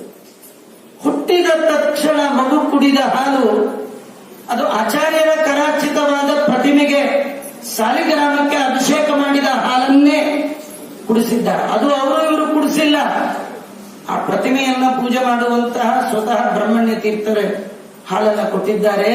ದೊಡ್ಡವರ ಕಡೆಯಿಂದ ಬಂದದ್ದು ಹಾಲು, ಕುಡಿದ ಮಗುವಿನ ಬಾಯಿಂದ ಬಂದದ್ದು ಅಮೃತ, ಅದೇ ನ್ಯಾಯಾಮೃತ. ಕುಡಿದ ಮಗು ವ್ಯಾಸರಾಜರು ಬ್ರಹ್ಮಣ್ಯ ತೀರ್ಥರ ಕೈಯಲ್ಲಿ ಸ್ವೀಕಾರ ಮಾಡಿದ್ದಕ್ಕೆ ಮರಳಿ ಬಾಯಲ್ಲಿ ಬಂದ ಅಮೃತ ಎಂಥದ್ದು ಅಂದ್ರೆ ನ್ಯಾಯಾಮೃತ ಅನ್ನೋದು. ನಮಗಿದ್ರಿಂದ ಒಂದು ಸಂದೇಶ ಏನಂದ್ರೆ ನಾವು ಮಕ್ಕಳಿಗೆ ಎಂಥದ್ದನ್ನ ಕೊಡ್ತೇವೆ ಅಂಥದ್ದು ಬರುತ್ತೆ. ಉತ್ತಮವಾದ ಭಗವಂತನಿಗೆ ನಿವೇದಿತವಾದ ಅನ್ನ ಪಾನಾದಿಗಳನ್ನ ಮಕ್ಕಳಿಗೆ ಕೊಟ್ಟದ್ದೇ. ಆದರೆ ತಿಂದ ಮಗು ಆ ತಿಂದ ಪದಾರ್ಥದ ಸೂಕ್ಷ್ಮ ಭಾಗ ಮಗುವಿನ ಮೇಲೆ ಮನಸ್ಸಿನ ಮೇಲೆ ಪರಿಣಾಮವನ್ನು ಬೀರಿ ಶುದ್ಧವಾದ ಸಾತ್ವಿಕವಾದ ಬುದ್ಧಿಯ ಪ್ರಚೋದನೆಗೆ ಅದು ಕಾರಣ ಆಗತ್ತೆ ಅನ್ನುವುದನ್ನ ನಾವಿದರಲ್ಲಿ ನೋಡಬಹುದು. ಇಂತಹ ಮಗುವನ್ನ ಮುಂದೆ ಅವರು ವರ್ಣನೆ ಮಾಡ್ತಾ ಇದ್ದಾರೆ. ಆ ಮಗುವಿಗೆ ಕೇವಲ 5ನೇ ವಯಸ್ಸಿನಲ್ಲಿಯೇ ಉಪನಯನ, ವಿದ್ಯಾಕಾಮಸ್ತು ಪಂಚಮ ಅಂತ ವರ್ಣನೆ ಮಾಡ್ತಾ ಇದ್ದಾರೆ. ಆ ಮಗುವಿಗೆ 7-8 ವಯಸ್ಸಿನಲ್ಲಿ ಆಶ್ರಮವನ್ನ ಕೊಟ್ಟರು ಅಂತ. ಆಶ್ರಮದ ವಿಚಾರ ಬಂದಾಗ ಬ್ರಹ್ಮಣ್ಯ ತೀರ್ಥರು ವ್ಯಾಸರಾಜರಿಗೆ ಹೇಳಿದ್ರಂತೆ, ನಿಮಗೆ ಆಶ್ರಮ ಕೊಡ್ತೇನೆ. ಅವ್ರ ಯೋಚನೆ ಆಯ್ತು, ಈ ಆಶ್ರಮ ತಗೊಂಡು ಏನ್ ಮಾಡ್ಲಿ, ನನಗೆ ಅಯೋಗ್ಯತೆ ಇದೆಯಾ, ಇಲ್ಲಿದ್ರಿ ಆ ಸ್ವಾಮಿಗಳು ಬಿಡಲ್ಲ, ನಂಗೆ ಆಶ್ರಮ ಕೊಟ್ಟರು ಕೊಡ್ತಾರೆ ಅಂದ್ಬಿಟ್ಟು ಅವರು ಬ್ರಹ್ಮಣ್ಯ ತೀರ್ಥರ ಜಾಗದಿಂದ ಮಠದಿಂದ ಹೊರಟು ಬಿಟ್ಟರು. ಈ ಕಥೆ ನಮಗೆ ಇಲ್ಲೆಲ್ಲೂ ಬರಲ್ಲ. ಅದನ್ನ ಸ್ವತಃ ಸೋಮನಾಥ ಕವಿ ತನ್ನ ವ್ಯಾಸಯೋಗಿ ಚರಿತೆಯಲ್ಲಿ ತಿಳಿಸ್ತಾರೆ. ಹೊರಟು ಸ್ವಲ್ಪ ದೂರ ಪ್ರಯಾಣ ಮಾಡಿದ್ದಾರಂತೆ.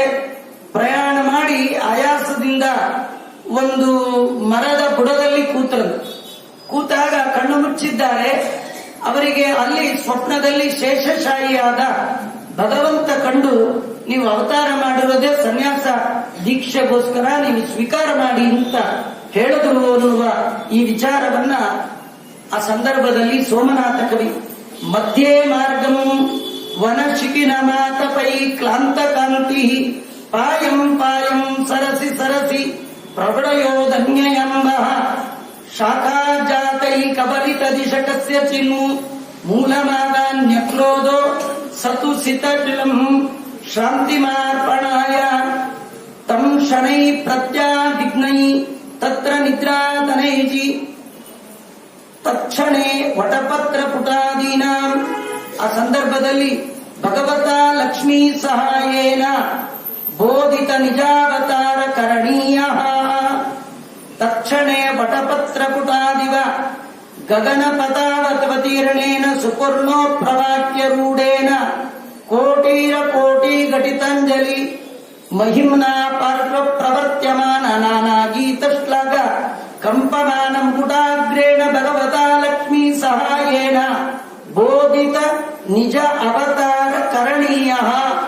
ಅವರು ಕಣ್ಣು ಮುಚ್ಚಿ ಹೀಗೆ ಕೂತಾಗ ಗರುಡಾರೂಢನಾಗಿ ಭಗವಂತ ತಾನು ಬಂದು ಅವರಿಗೆ ಈ ರೀತಿ ನೀನು ಅವತಾರ ಮಾಡಿದ್ಯಾಕೆ ಅಂತ, ಮುಂದೆ ಮಾಡಬೇಕಾದ ಕರ್ಮ ಏನು ಅನ್ನೋದನ್ನು ಕೂಡ ತಾವು ತಿಳಿಸಿದ್ದಾರೆ. ಅದನ್ನೆಲ್ಲ ಕೇಳಿ ಉತ್ಥಾಯ ಶೀಘ್ರಂ ಮುರರೀಕೃತ ಭಿಕ್ಷು ಭಾವ ಸಮೃಜ್ಯ ನೇತ್ರ ಯುಗಲಂ ಸಲಿಲೇನ ಕುಂಡ್ಯಾ ಅಭ್ಯಾಗಮತ್ ಸವಿನೇನ ಗುರೋತ್ಸಕಾಶಂ ಕಾರ್ಯಾಂತರಾದಿವ ವಿನಿರ್ಗತ ಏವ ಭೂಯಃ. ಯಾವಾಗ ಆ ರೀತಿ ಸ್ವಪ್ನದಲ್ಲಿ ಕಂಡಿದ್ದಾರೆ, ವ್ಯಾಸರಾಜ ಗುರು ಸಾರ್ವಭೌಮರು ತಕ್ಷಣ ಉತ್ಥಾಯ ಶೀಘ್ರಂ ಥಟ್ಟ ಎದ್ದಿದ್ದಾರೆ. ಭಿಕ್ಷು ಭಾವ ಬಗ್ಗಿ ಬಾಗಿದ್ದಾರೆ.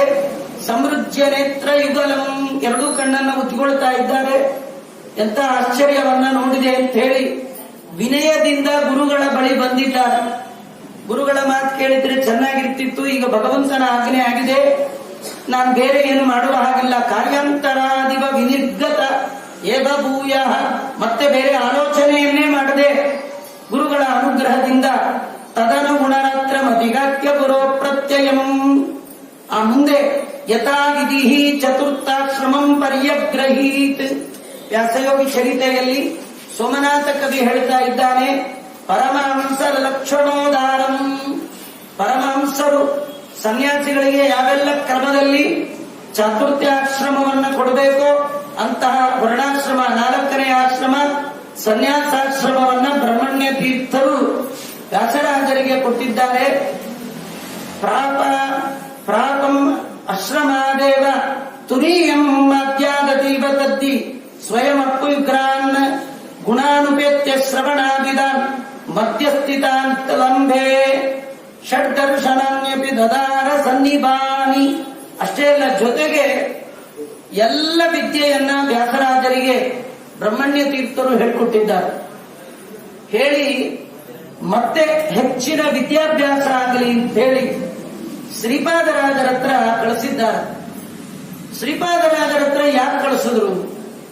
ನಾವು ಹಿಂದೆ ಹೇಳುವಾಗ ಹೇಳಿದ್ದೆ, ಕೆಲವು ಸಾಮಾನ್ಯರು ತಪ್ಪು ತಿಳ್ಕೊಳ್ಳುವಂತಹ ಸಂದರ್ಭ. ಬ್ರಹ್ಮಣ್ಯ ತೀರ್ಥರಿಗೆ ಅಷ್ಟು ಬರ್ತಿರ್ಲಿಲ್ಲ, ಅದಕ್ಕೆ ಶ್ರೀಪಾದರಾಜರ ಹತ್ರ ಕಳಿಸಿದ್ರು. ಎಲ್ಲ ತಿಳ್ಕೊಳ್ಬಾರ್ದು.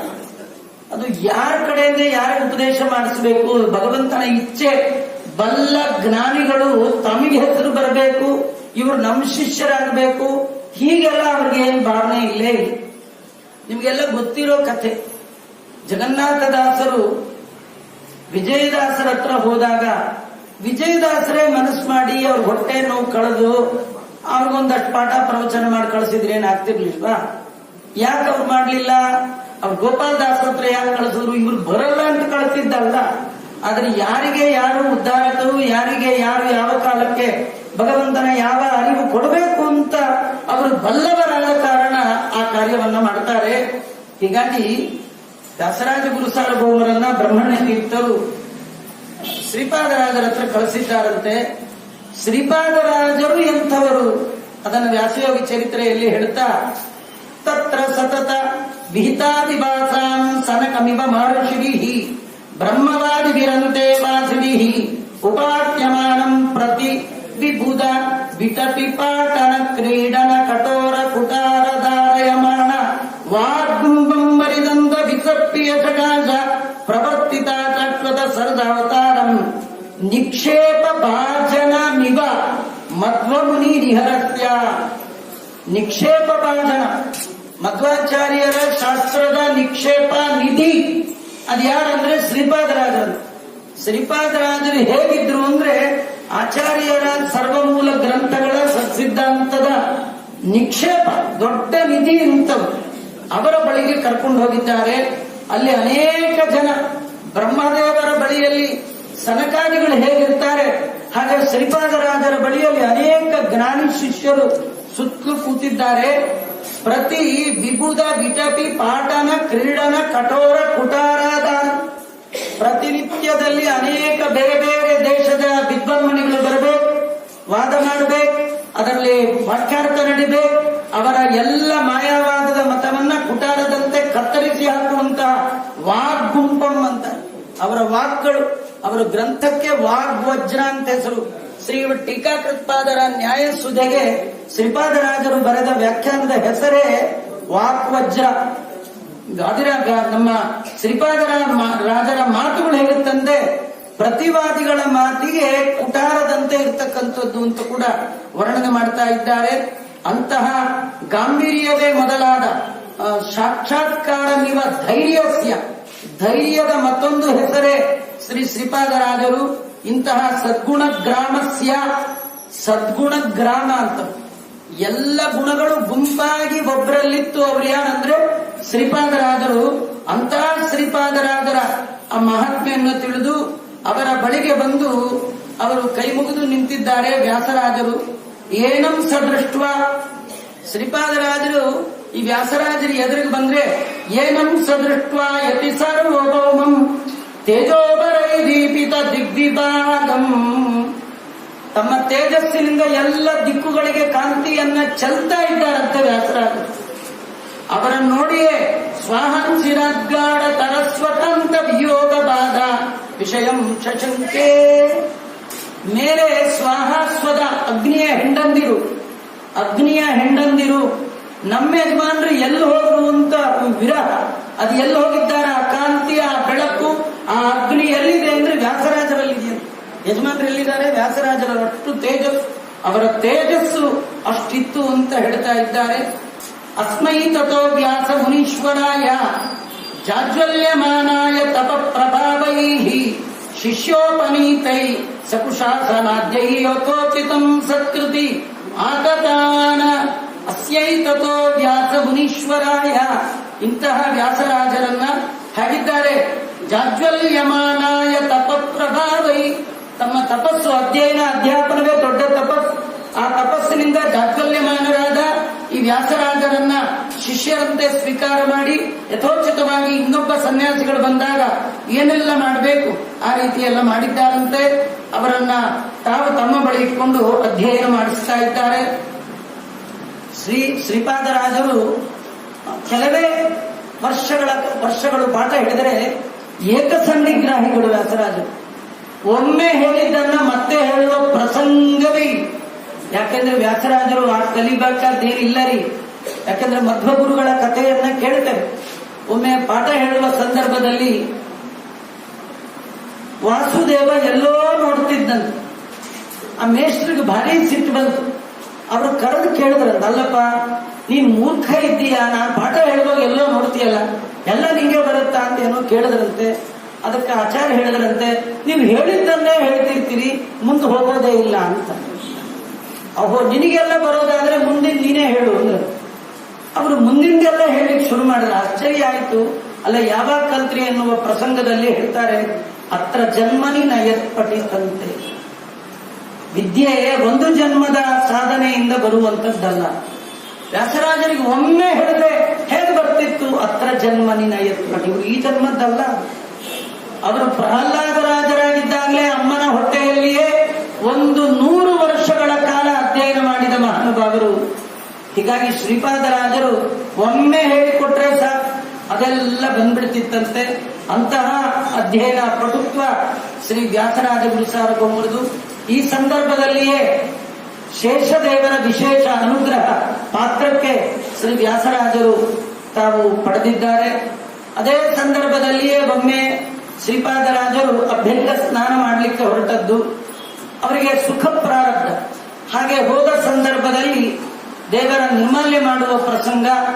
ಪ್ರತಿನಿತ್ಯ ಶ್ರೀಪಾದರಾಜರಿಗೆ ಭೀಮಾ ನದಿ ತೀರದಲ್ಲಿ ದೊರೆತ 2 ಸಂಪುಟಗಳಲ್ಲಿ ಒಂದು ತೆಗಿಲಿಕ್ಕೆ ಬಂದಿತ್ತು, ರಂಗವಿಠಲನ ದರ್ಶನ ಆಗಿತ್ತು.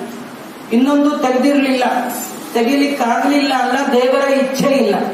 ದೇವರ ಇಚ್ಛೆ ಇನ್ನೊಬ್ಬರ ಕೈ ತೆಗೆಸಬೇಕು. ಆ ಇಚ್ಛೆಗೆ ಮಾನ್ಯರಾದಂತಹ ವ್ಯಾಸರಾಜರು ಬಂದಿದ್ರು.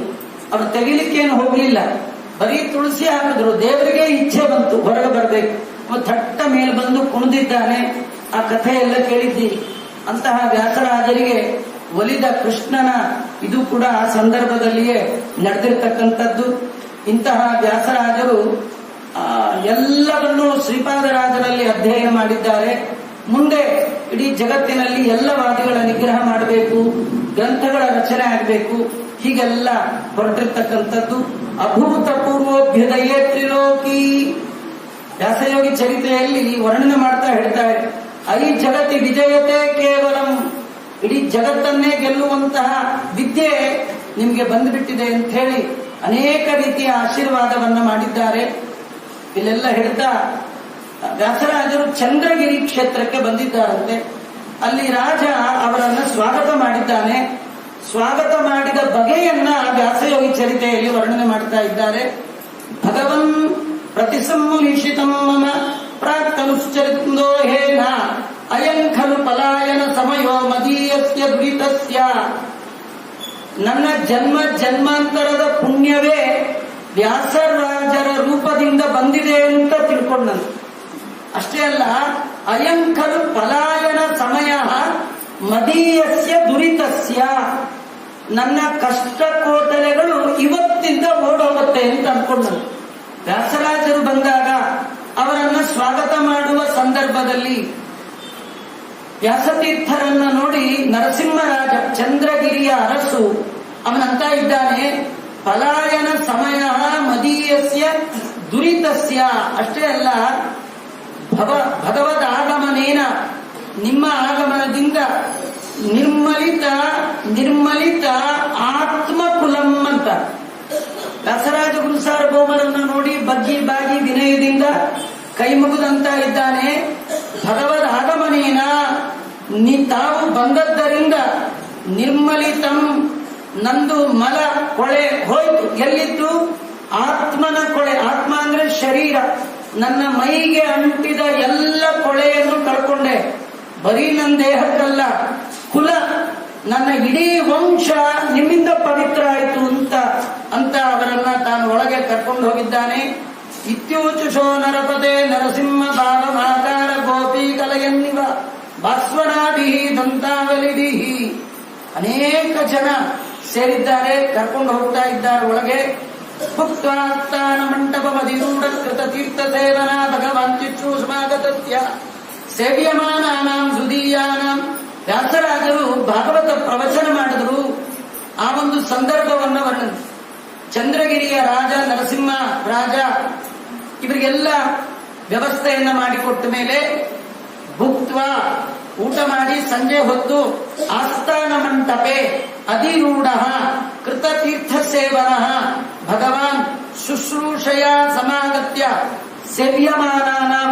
ವ್ಯಾಸರಾಜರ ಶುಶ್ರೂಷ ಸೇವೆ ಮಾಡಿ ಸಾರ್ಥಕ ಮಾಡಿಕೊಳ್ಳಬೇಕು ಅಂತ ಬಂದ ಸುಧೀಯಾಂ ಜ್ಞಾನಿಗಳು ಶಿಷ್ಯರೆಲ್ಲ ಅದರ ಮಧ್ಯದಲ್ಲಿ ಕೇನಚಿತ್ ಯಾರೋ ಒಬ್ರು ಸ್ವಲ್ಪ ದೂರದಲ್ಲಿ ನಿಂತು ಮಧುರ ಸ್ವರೇನ ಉತ್ತಮವಾದ ಕಂಠದಿಂದ ಪವನ ಲಿಪಿ ಗ್ರಹಣೇನ ವಾಯುದೇವರಿಂದ ರಚಿತವಾದ, ವಾಯುದೇವರು ಅಂದ್ರೆ ಜಗದ್ಗುರು ಮಧ್ವಾಚಾರ್ಯರು ಭಾಗವತಕ್ಕೆ ರಚನೆ ಮಾಡಿದ ತಾತ್ಪರ್ಯ, ಭಾಗವತ ತಾತ್ಪರ್ಯ ಅದು ಪವನ ಲಿಪಿ ಗ್ರಹಣೇನ ವಿದುಷಾ ಶಿಷ್ಯೇಣ.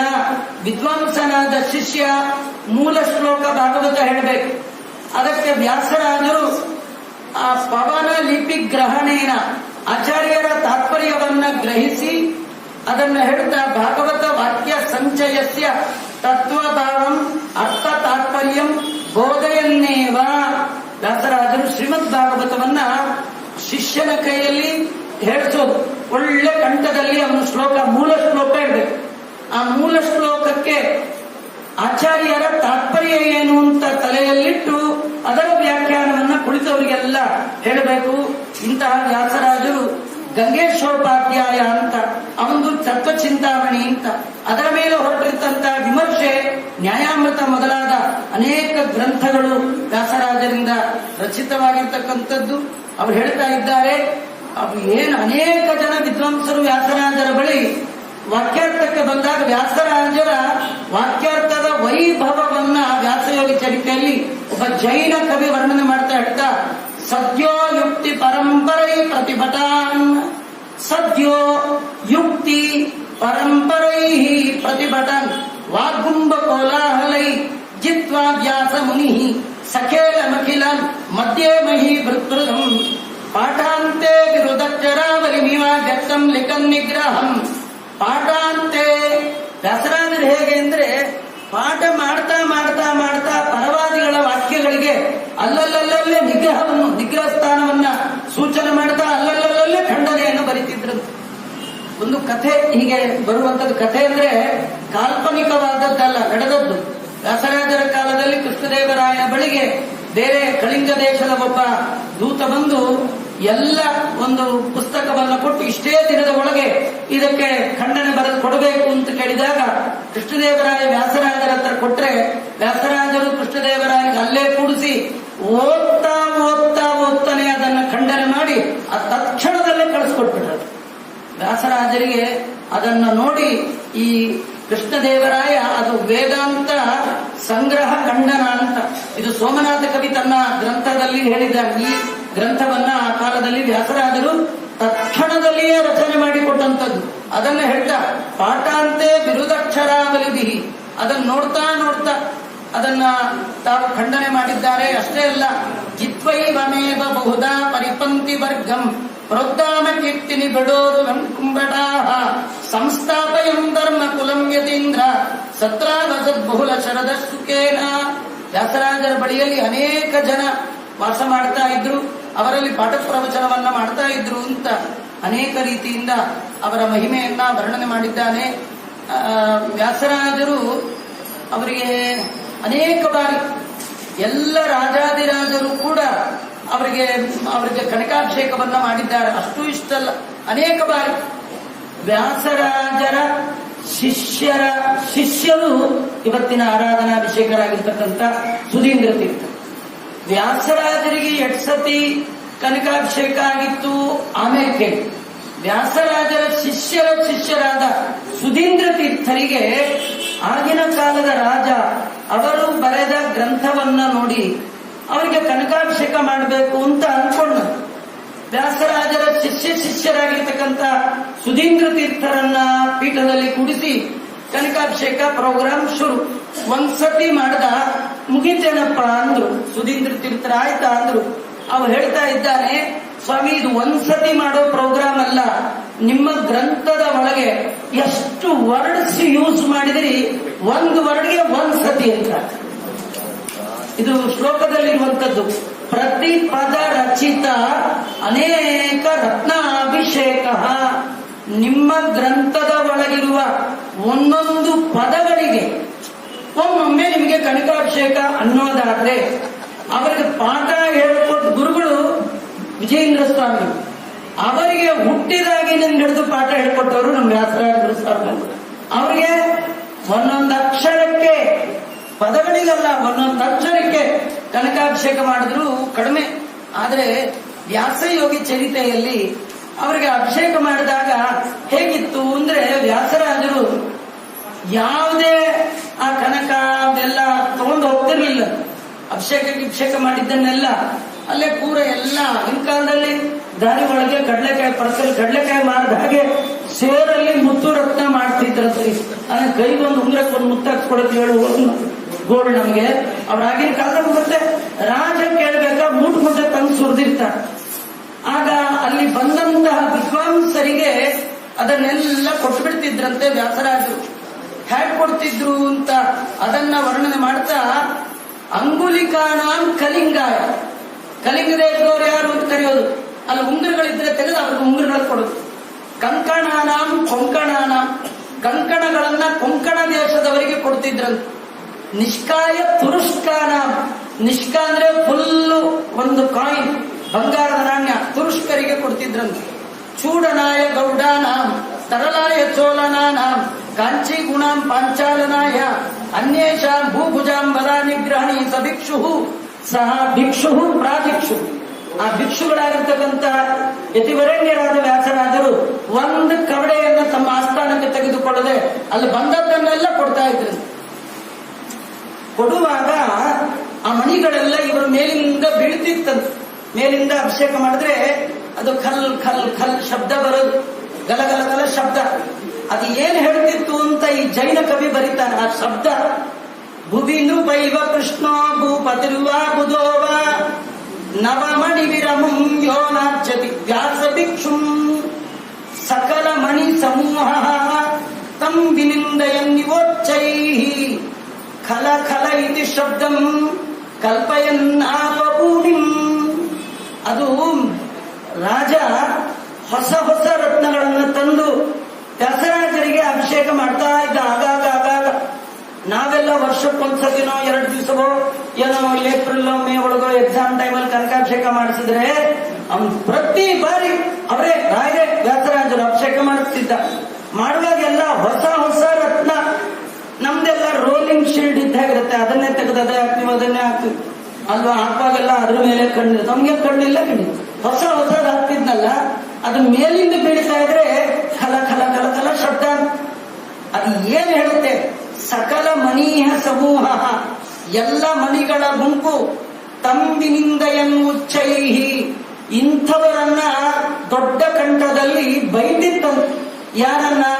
ಇಂಥ ವ್ಯಾಸರಾಜರನ್ನ ಗೌರವ ಮಾಡದೆ ದ್ವೇಷ ಮಾಡುವ ಜನ ಕಳ್ಳರು ಕಳ್ಳರು ಕಳ್ಳರು ಅಂತ ಬೈತಿತ್ತಂತದ್ದು.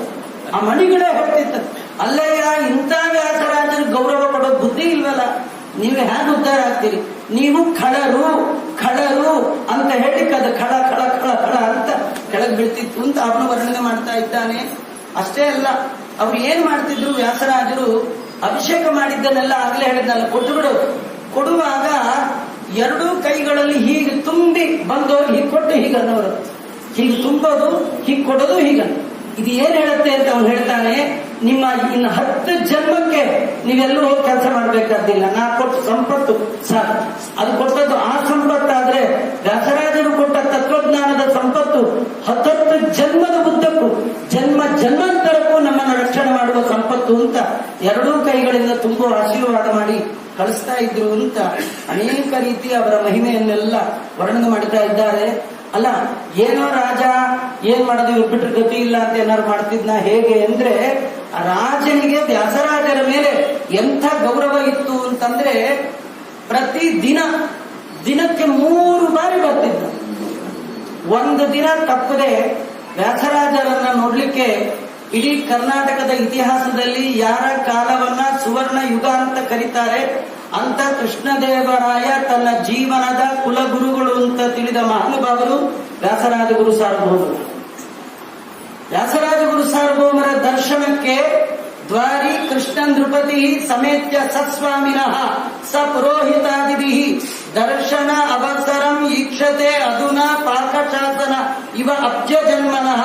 ಇಂದ್ರದೇವರು ಸಕುಟುಂಬ ಸಪರಿವಾರ ಸಮೇತರಾಗಿ ಬ್ರಹ್ಮದೇವರನ್ನ ನೋಡಬೇಕಾದ್ರೆ ಹೇಗೆ ಹೋಗಬೇಕು, ಹಾಗೆ ನರಲೋಕದ ಇಂದ್ರನಾದ ರಾಜನಾದ ಕೃಷ್ಣದೇವರಾಯ ವ್ಯಾಸರಾಜರನ್ನ ನೋಡ್ಲಿಕ್ಕೆ ಹೋಗುವಾಗ ಸಕುಟುಂಬ ಸಪರಿವಾರ ಸಮೇತನಾಗಿ ಮತ್ತೆ ಪುರೋಹಿತರು ಬ್ರಾಹ್ಮಣರನ್ನ ಮುಂದಿಟ್ಕೊಂಡು ಮನೆ ಬಾಗಿಲಲ್ಲಿ ಕಾಯ್ತಾ ಇರ್ತಿದ್ನಂತೆ.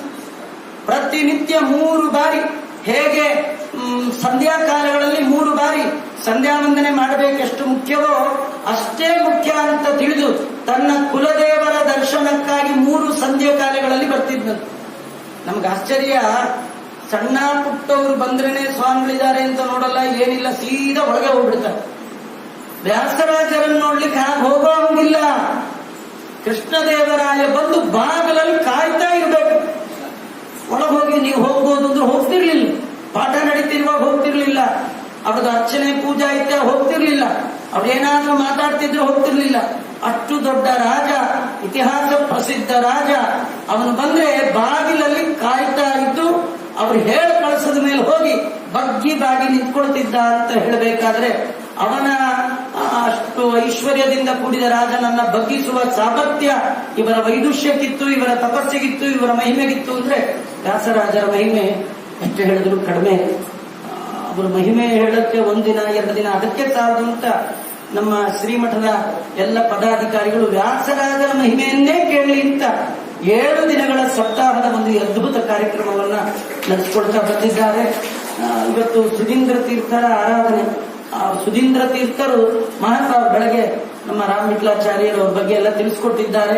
ಆದ್ರೂ ಕೂಡ ವ್ಯಾಧೂತ ಪದ್ಯ ಹೃದಯಾಮಿತ ಕೃತಿ ರಚನಾ ಚಾರು ಚಾತುರ್ಯ ಕರ್ಣಾಟೋಣಿಪಾಲ ಪ್ರತಿಪದ ರತಿತಾನೇಕ ರತ್ನಾಭಿಷೇಕ ಪತ್ರೀಶಾರೂಢ ಲಕ್ಷ್ಮೀಪತಿ ಪದ ನಲಿನೋ ದಗ್ರಲೋಲಂಬಲೀಲೋ ವಿಖ್ಯಾತ ಶ್ರೀ ಸುಧೀಂದ್ರ. ಜಗತ್ತಿನಲ್ಲೇ ಅತ್ಯಂತ ಪ್ರಖ್ಯಾತಿ ಪಡೆದ ಮಹಾನುಭಾವರು ಸುಧೀಂದ್ರ ತೀರ್ಥರು. ಸುಧೀಂದ್ರ ತೀರ್ಥರ ಮಹಿಮೆ ಏನು ಅಂದ್ರೆ ಒಂದೇ ಒಂದು ಶ್ಲೋಕದಲ್ಲಿ ಅಪ್ಪಣ್ಣಾಚಾರ್ಯ ಹೇಳ್ತಾರೆ, ವಿಜಯೇಂದ್ರ ಕರಾಬ್ಜೋತ್ತ ಸುಧೀಂದ್ರ ವರಪುತ್ರಕ ಶ್ರೀರಾಘವೇಂದ್ರೋ ಯತಿರ. ಈ ಶ್ಲೋಕ ಏನ್ ಹೇಳುತ್ತೆ ಅಂದ್ರೆ, ಯಾರ್ದು ಒಂದು ಮಹಿಮೆ ಹೇಳಬೇಕಾದ್ರೆ ಇಲ್ಲ ಅಪ್ಪನಿಂದ ಮಹಿಮೆ ಬರಬೇಕು, ಇಲ್ಲ ಮಕ್ಕಳಿಂದ ಮಹಿಮೆ ಬರಬೇಕು, ಇಲ್ಲ ಗುರುಗಳಿಂದ ಮಹಿಮೆ ಬರಬೇಕು, ಇಲ್ಲ ಶಿಷ್ಯರಿಂದ ಬರಬೇಕು. ಸುಧೀಂದ್ರ ತೀರ್ಥರ ಗುರುಗಳು ಯಾರು? ವಿಜೇಂದ್ರ ಸ್ವಾಮಿಗಳು. ಸುಧೀಂದ್ರ ತೀರ್ಥರ ಶಿಷ್ಯರು ಯಾರು? ರಾಘವೇಂದ್ರ ಸ್ವಾಮಿ. ಇವರಿಬ್ಬರ ಮಧ್ಯ ಲಿಂಕ್ ಯಾರು? ಇವತ್ತು ಆರಾಧನಾ ವಿಷಯ ಸುಧೀಂದ್ರ ತೀರ್ಥರು. ಸುಧೀಂದ್ರ ತೀರ್ಥರ ಮಹಿಮೆ ಶ್ರೀಮದ್ ಭಾಗವತಕ್ಕೆ ಮಾಡಿದ ವ್ಯಾಖ್ಯಾನ 2 ಸ್ಕಂದಗಳಿಗೆ ಅಪೂರ್ವವಾದ ವ್ಯಾಖ್ಯಾನ. ಅಲಂಕಾರ ಶಾಸ್ತ್ರದಲ್ಲಿ ಸುಧೀಂದ್ರ ತೀರ್ಥರ ಗ್ರಂಥ ಅತ್ಯಂತ ಪ್ರೌಢ ಗ್ರಂಥ. ಇವತ್ತು ಯಾರು ಅಲಂಕಾರ ಶಾಸ್ತ್ರವನ್ನು ಓದಬೇಕಾದ್ರೂ ಅವರ ಗ್ರಂಥ ಅನಿವಾರ್ಯ. ಇಂಥ ಗ್ರಂಥ ಪುಟ್ಟ ಮಹಾನುಭಾವರು ಸುಧೀಂದ್ರ ತೀರ್ಥರು. ಯಾದ ಪಲ್ಲವವುಳ್ಳ ಪರಮಹಂಸ ಪೀಠದಲ್ಲಿ ವಿರಾಜಮಾನರಾದ ಮಹಾನುಭಾವರೇ ವ್ಯಾಸರಾಜ ಗುರು ಸಾರ್ವಭೌಮರು ಅಂತ ಹೇಳ್ತಾ ವ್ಯಾಸರಾಜ ಗುರು ಸಾರ್ವಭೌಮರ ಆರಾಧನಾ ಮಹೋತ್ಸವ ನಾಳೆ, ನಾಡದ್ದು ಮತ್ತು ಆಚೆ ನಾಡಿದ್ದು 3 ದಿನಗಳ ಕಾಲ ವೈಭವದಿಂದ ಅವರ ಮೂಲ ಕ್ಷೇತ್ರವಾದ ಶ್ರೀ ನವ ಬೃಂದಾವನದಲ್ಲಿ ಅಧುನಾ ವಿರಾಜಮಾನರಾದಂತಹ ಶ್ರೀ ಶ್ರೀ ವಿದ್ಯಾಶ್ರೀಶ ತೀರ್ಥರು ಅಲ್ಲಿ ಆಯೋಜನೆ ಮಾಡಿದ್ದಾರೆ. ಅವರು ಈ ಮೂಲಕವಾಗಿ ಸಕಲ ಸದ್ಭಕ್ತರಿಗೆ ಆದೇಶವನ್ನು ಕೊಡ್ತಾ 3 ದಿನ ಆರಾಧನೆ ಕಾರ್ಯಕ್ರಮದಲ್ಲಿ ಅಲ್ಲಿ ಎಲ್ಲ ಬಂದು ನಡೆಸಿಕೊಡ್ಬೇಕು. ಮತ್ತೆ ಇಲ್ಲಿಯೂ ಕೂಡ ವ್ಯಾಸರಾಜರು ಅದ್ಭುತವಾಗಿ ರಾಯರ ಒಟ್ಟೊಟ್ಟಿಗೆ ನಾನೇ ರಾಯರು, ಮೊದಲು ನಾನು ಆಮೇಲೆ ರಾಯರು ಅಂತ ತೋರಿಸ್ಲಿಕ್ಕೆ ಹಿಂಭಾಗದಲ್ಲೇ ವ್ಯಾಸರಾಜರು ಕೂತಿದ್ದಾರೆ. ಇಲ್ಲಿಯೂ ಕೂಡ ವೈಭವೋಪೇತವಾದ ಆರಾಧನೆ ಆಗ್ತಾ ಇದೆ. ಇದರ ಮೂಲ ಸ್ಥಾನವಾಗಿ ಅಲ್ಲಿ ಶ್ರೀ ಕ್ಷೇತ್ರ ಅಲ್ಲಿ ನವಬೃಂದಾವನದಲ್ಲಿ 3 ದಿನಗಳ ಆರಾಧನಾ ಕಾರ್ಯಕ್ರಮ. ಆ ಕಾರ್ಯಕ್ರಮದಲ್ಲಿ ಅನೇಕ ನಾಡಿನ ವಿದ್ವಾಂಸರುಗಳಿಂದ ಸರ್ವಮೂಲ, ಚತುರ್ವೇದ ಪಾರಾಯಣ, ಋಕ್ ಸಂಹಿತ, ಯಾಗ ಇದೇ ಮೊದಲಾದ ಕಾರ್ಯಕ್ರಮ. ಸಾಯಂಕಾಲ ಸಾಂಸ್ಕೃತಿಕ ಕಾರ್ಯಕ್ರಮಗಳು ಮತ್ತೆ ಅನೇಕ ವಿದ್ವಾಂಸರಿಗೆ ಸನ್ಮಾನ ಇತ್ಯಾದಿಗಳ ವ್ಯವಸ್ಥೆ, 3 ದಿನಗಳ ಕಾಲ ತೀರ್ಥ ಪ್ರಸಾದ ಉಳಿದುಕೊಳ್ಳುವ ವ್ಯವಸ್ಥೆ, ವೈದ್ಯಕೀಯ ವ್ಯವಸ್ಥೆ ಎಲ್ಲ ಮಾಡಿದ್ದಾರೆ. ಈ ಸತಿಯ ಮತ್ತೊಂದು ವಿಶೇಷ ಅಂದ್ರೆ ಪ್ರತಿ ಬಾರಿ ಬಂದಾಗ ಬರುವಾಗ ಏನೋ ಜನ ಬಂದ್ಬಿಡ್ತಾರೆ, ಈ ಹೋಗುವಾಗ ಆ ಶುರು ಯುದ್ಧ. ಅದು ಬೋಟ್ ಸಿಗದೆ ಬೋಟ್ನ ಜೊತೆ ಯುದ್ಧ ಮಾಡಿದೆಲ್ಲ ಪ್ರಾಬ್ಲಮ್ ಆಗಬಾರ್ದು ಅಂತ ಹೇಳಿ ಪರಮ ಪೂಜ್ಯ ಮಹಾಸ್ವಾಮಿಗಳವರು ಈ ಸತಿ ಒಂದು ಕಡೆಯಿಂದ ಸೇತುವೆನೇ ನಿರ್ಮಾಣ ಮಾಡಿಕೊಟ್ಟಿದ್ದಾರೆ. ಈಗ ಅದು ವೆಂಕಟಾಪುರದಿಂದ ಬರುವವರಿಗೆ ದೋಣಿಯೇ ಬೇಡ, ವೆಂಕಟಾಪುರದಿಂದ ಬರುವವರಿಗೆ ದೋಣಿಯೇ ಬೇಡ, ಒಂದು ಸೇತುವೆಯ ನಿರ್ಮಾಣ ಕೂಡ ಈಗ ಮಾಡಿಕೊಟ್ಟಿದ್ದಾರೆ. ಇನ್ನು ಪ್ರತಿ ವರ್ಷ ಅದು ತೆಗೆದು ಹಾಕಿ ಮಾಡುವಂತಹ ಒಂದು ಸೇತುವೆಯ ನಿರ್ಮಾಣ ಭಕ್ತರು ಸ್ವಾಮಿಗಳವರ ಒಂದು ಆದೇಶದ ಮೇರೆಗೆ ಮಾಡಿಕೊಟ್ಟಿದ್ದಾರೆ. ಮತ್ತೆ ಗಂಗಾ ಆನೆಗೊಂದಿಯಿಂದ ಬರುವವರಿಗೆ ತೆಪ್ಪದ ಬೋಟ್ ವ್ಯವಸ್ಥೆ ಕೂಡ ಮಾಡಿದೆ. ಯಾವುದೇ ಭಯದ ಭೀತಿಯ ವಾತಾವರಣ ಇಲ್ಲದೆ ರೋಗ ಕಳೆಯುವವರ ಬಳಿಗೆ ನಾವು ಬರ್ತಾ ಇದ್ದೇವೆ ಅಂತ ತಿಳ್ಕೊಂಡು ಬನ್ನಿ. ಯಾಕಂದ್ರೆ ರಾಯರನ್ನ ಹೇಳುವಾಗ ರೋಗಹರನೇ ಕೃಪಾಸಾಗರ ಶ್ರೀಗಳು, ಅವರದೇ ಅವತಾರ ವ್ಯಾಸರಾಜರು ಸಂಸಾರ ರೋಗವನ್ನ ಕಳೆಯುವ ಜಾಗ ಅದು ಅಂತ ತಿಳಿಯುವ ಭಾವನೆಯಲ್ಲಿ ಎಲ್ಲ ಸೇರಿ 3 ದಿನಗಳ ಪರ್ವಕಾಲದಲ್ಲಿ ಭಾಗವಹಿಸಿ ವ್ಯಾಸರಾಜರ ಅಂತರ್ಯಾಮಿಯಾದ ಅವರಿಂದ ಪ್ರತಿಷ್ಠಾಪಿಸಲ್ಪಟ್ಟ 732 ವಾಯುದೇವರು ಅವರ ಅಂತರ್ಯಾಮಿ ಗೋಪಾಲಕೃಷ್ಣ ದೇವರ ಅನುಗ್ರಹವನ್ನ, ಪರಮ ಪೂಜ್ಯ ಮಹಾಸ್ವಾಮಿಗಳವರ ಅನುಗ್ರಹವನ್ನು ನಾವೆಲ್ಲ ಸಂಪಾದನೆ ಮಾಡೋಣ ಅಂತ ಹೇಳ್ತಾ ಈ ಅವಕಾಶವನ್ನು ಮಾಡಿಕೊಟ್ಟಂತಹ ಈ ನರಸಿಂಹರಾಜ ಕಾಲೋನಿಯ ಎಲ್ಲ ಪದಾಧಿಕಾರಿಗಳಿಗೆ ಆಭಾರಿಯಾಗಿದ್ದೇನೆ. ಕೇಳಿದ ನಿಮಗೂ ಹೇಳಿದ ನಮಗೂ ವ್ಯಾಸರಾಜ ಗುರು ಸಾರ್ವಭೌಮರು ಅನುಗ್ರಹ ಮಾಡಲಿ, ಹಿತೋಪದೇಶವಾದ ಜ್ಞಾನಬದ್ಧವೆಲ್ಲ ಗೀತೆಗಳನ್ನ ಕೊಡ್ಲಿ ಅಂತ ಹೇಳ್ತಾ ಶ್ರೀಕೃಷ್ಣ ಅರ್ಪಣಮಸ್ತು. ಸರ್ವೇಂದ್ರಿಯ ಪ್ರೇರಕೇಣ ಶ್ರೀ ಪ್ರಾಣಪತಿನೇರಿತ ಇದವಚ ಮಹಂತೇನ ಪ್ರಿಯತಾಂ ಕಮಲಾಲಯ ಮಧ್ವೇಶಾರ್ಪಣಮಸ್ತು. ಕೃಷ್ಣ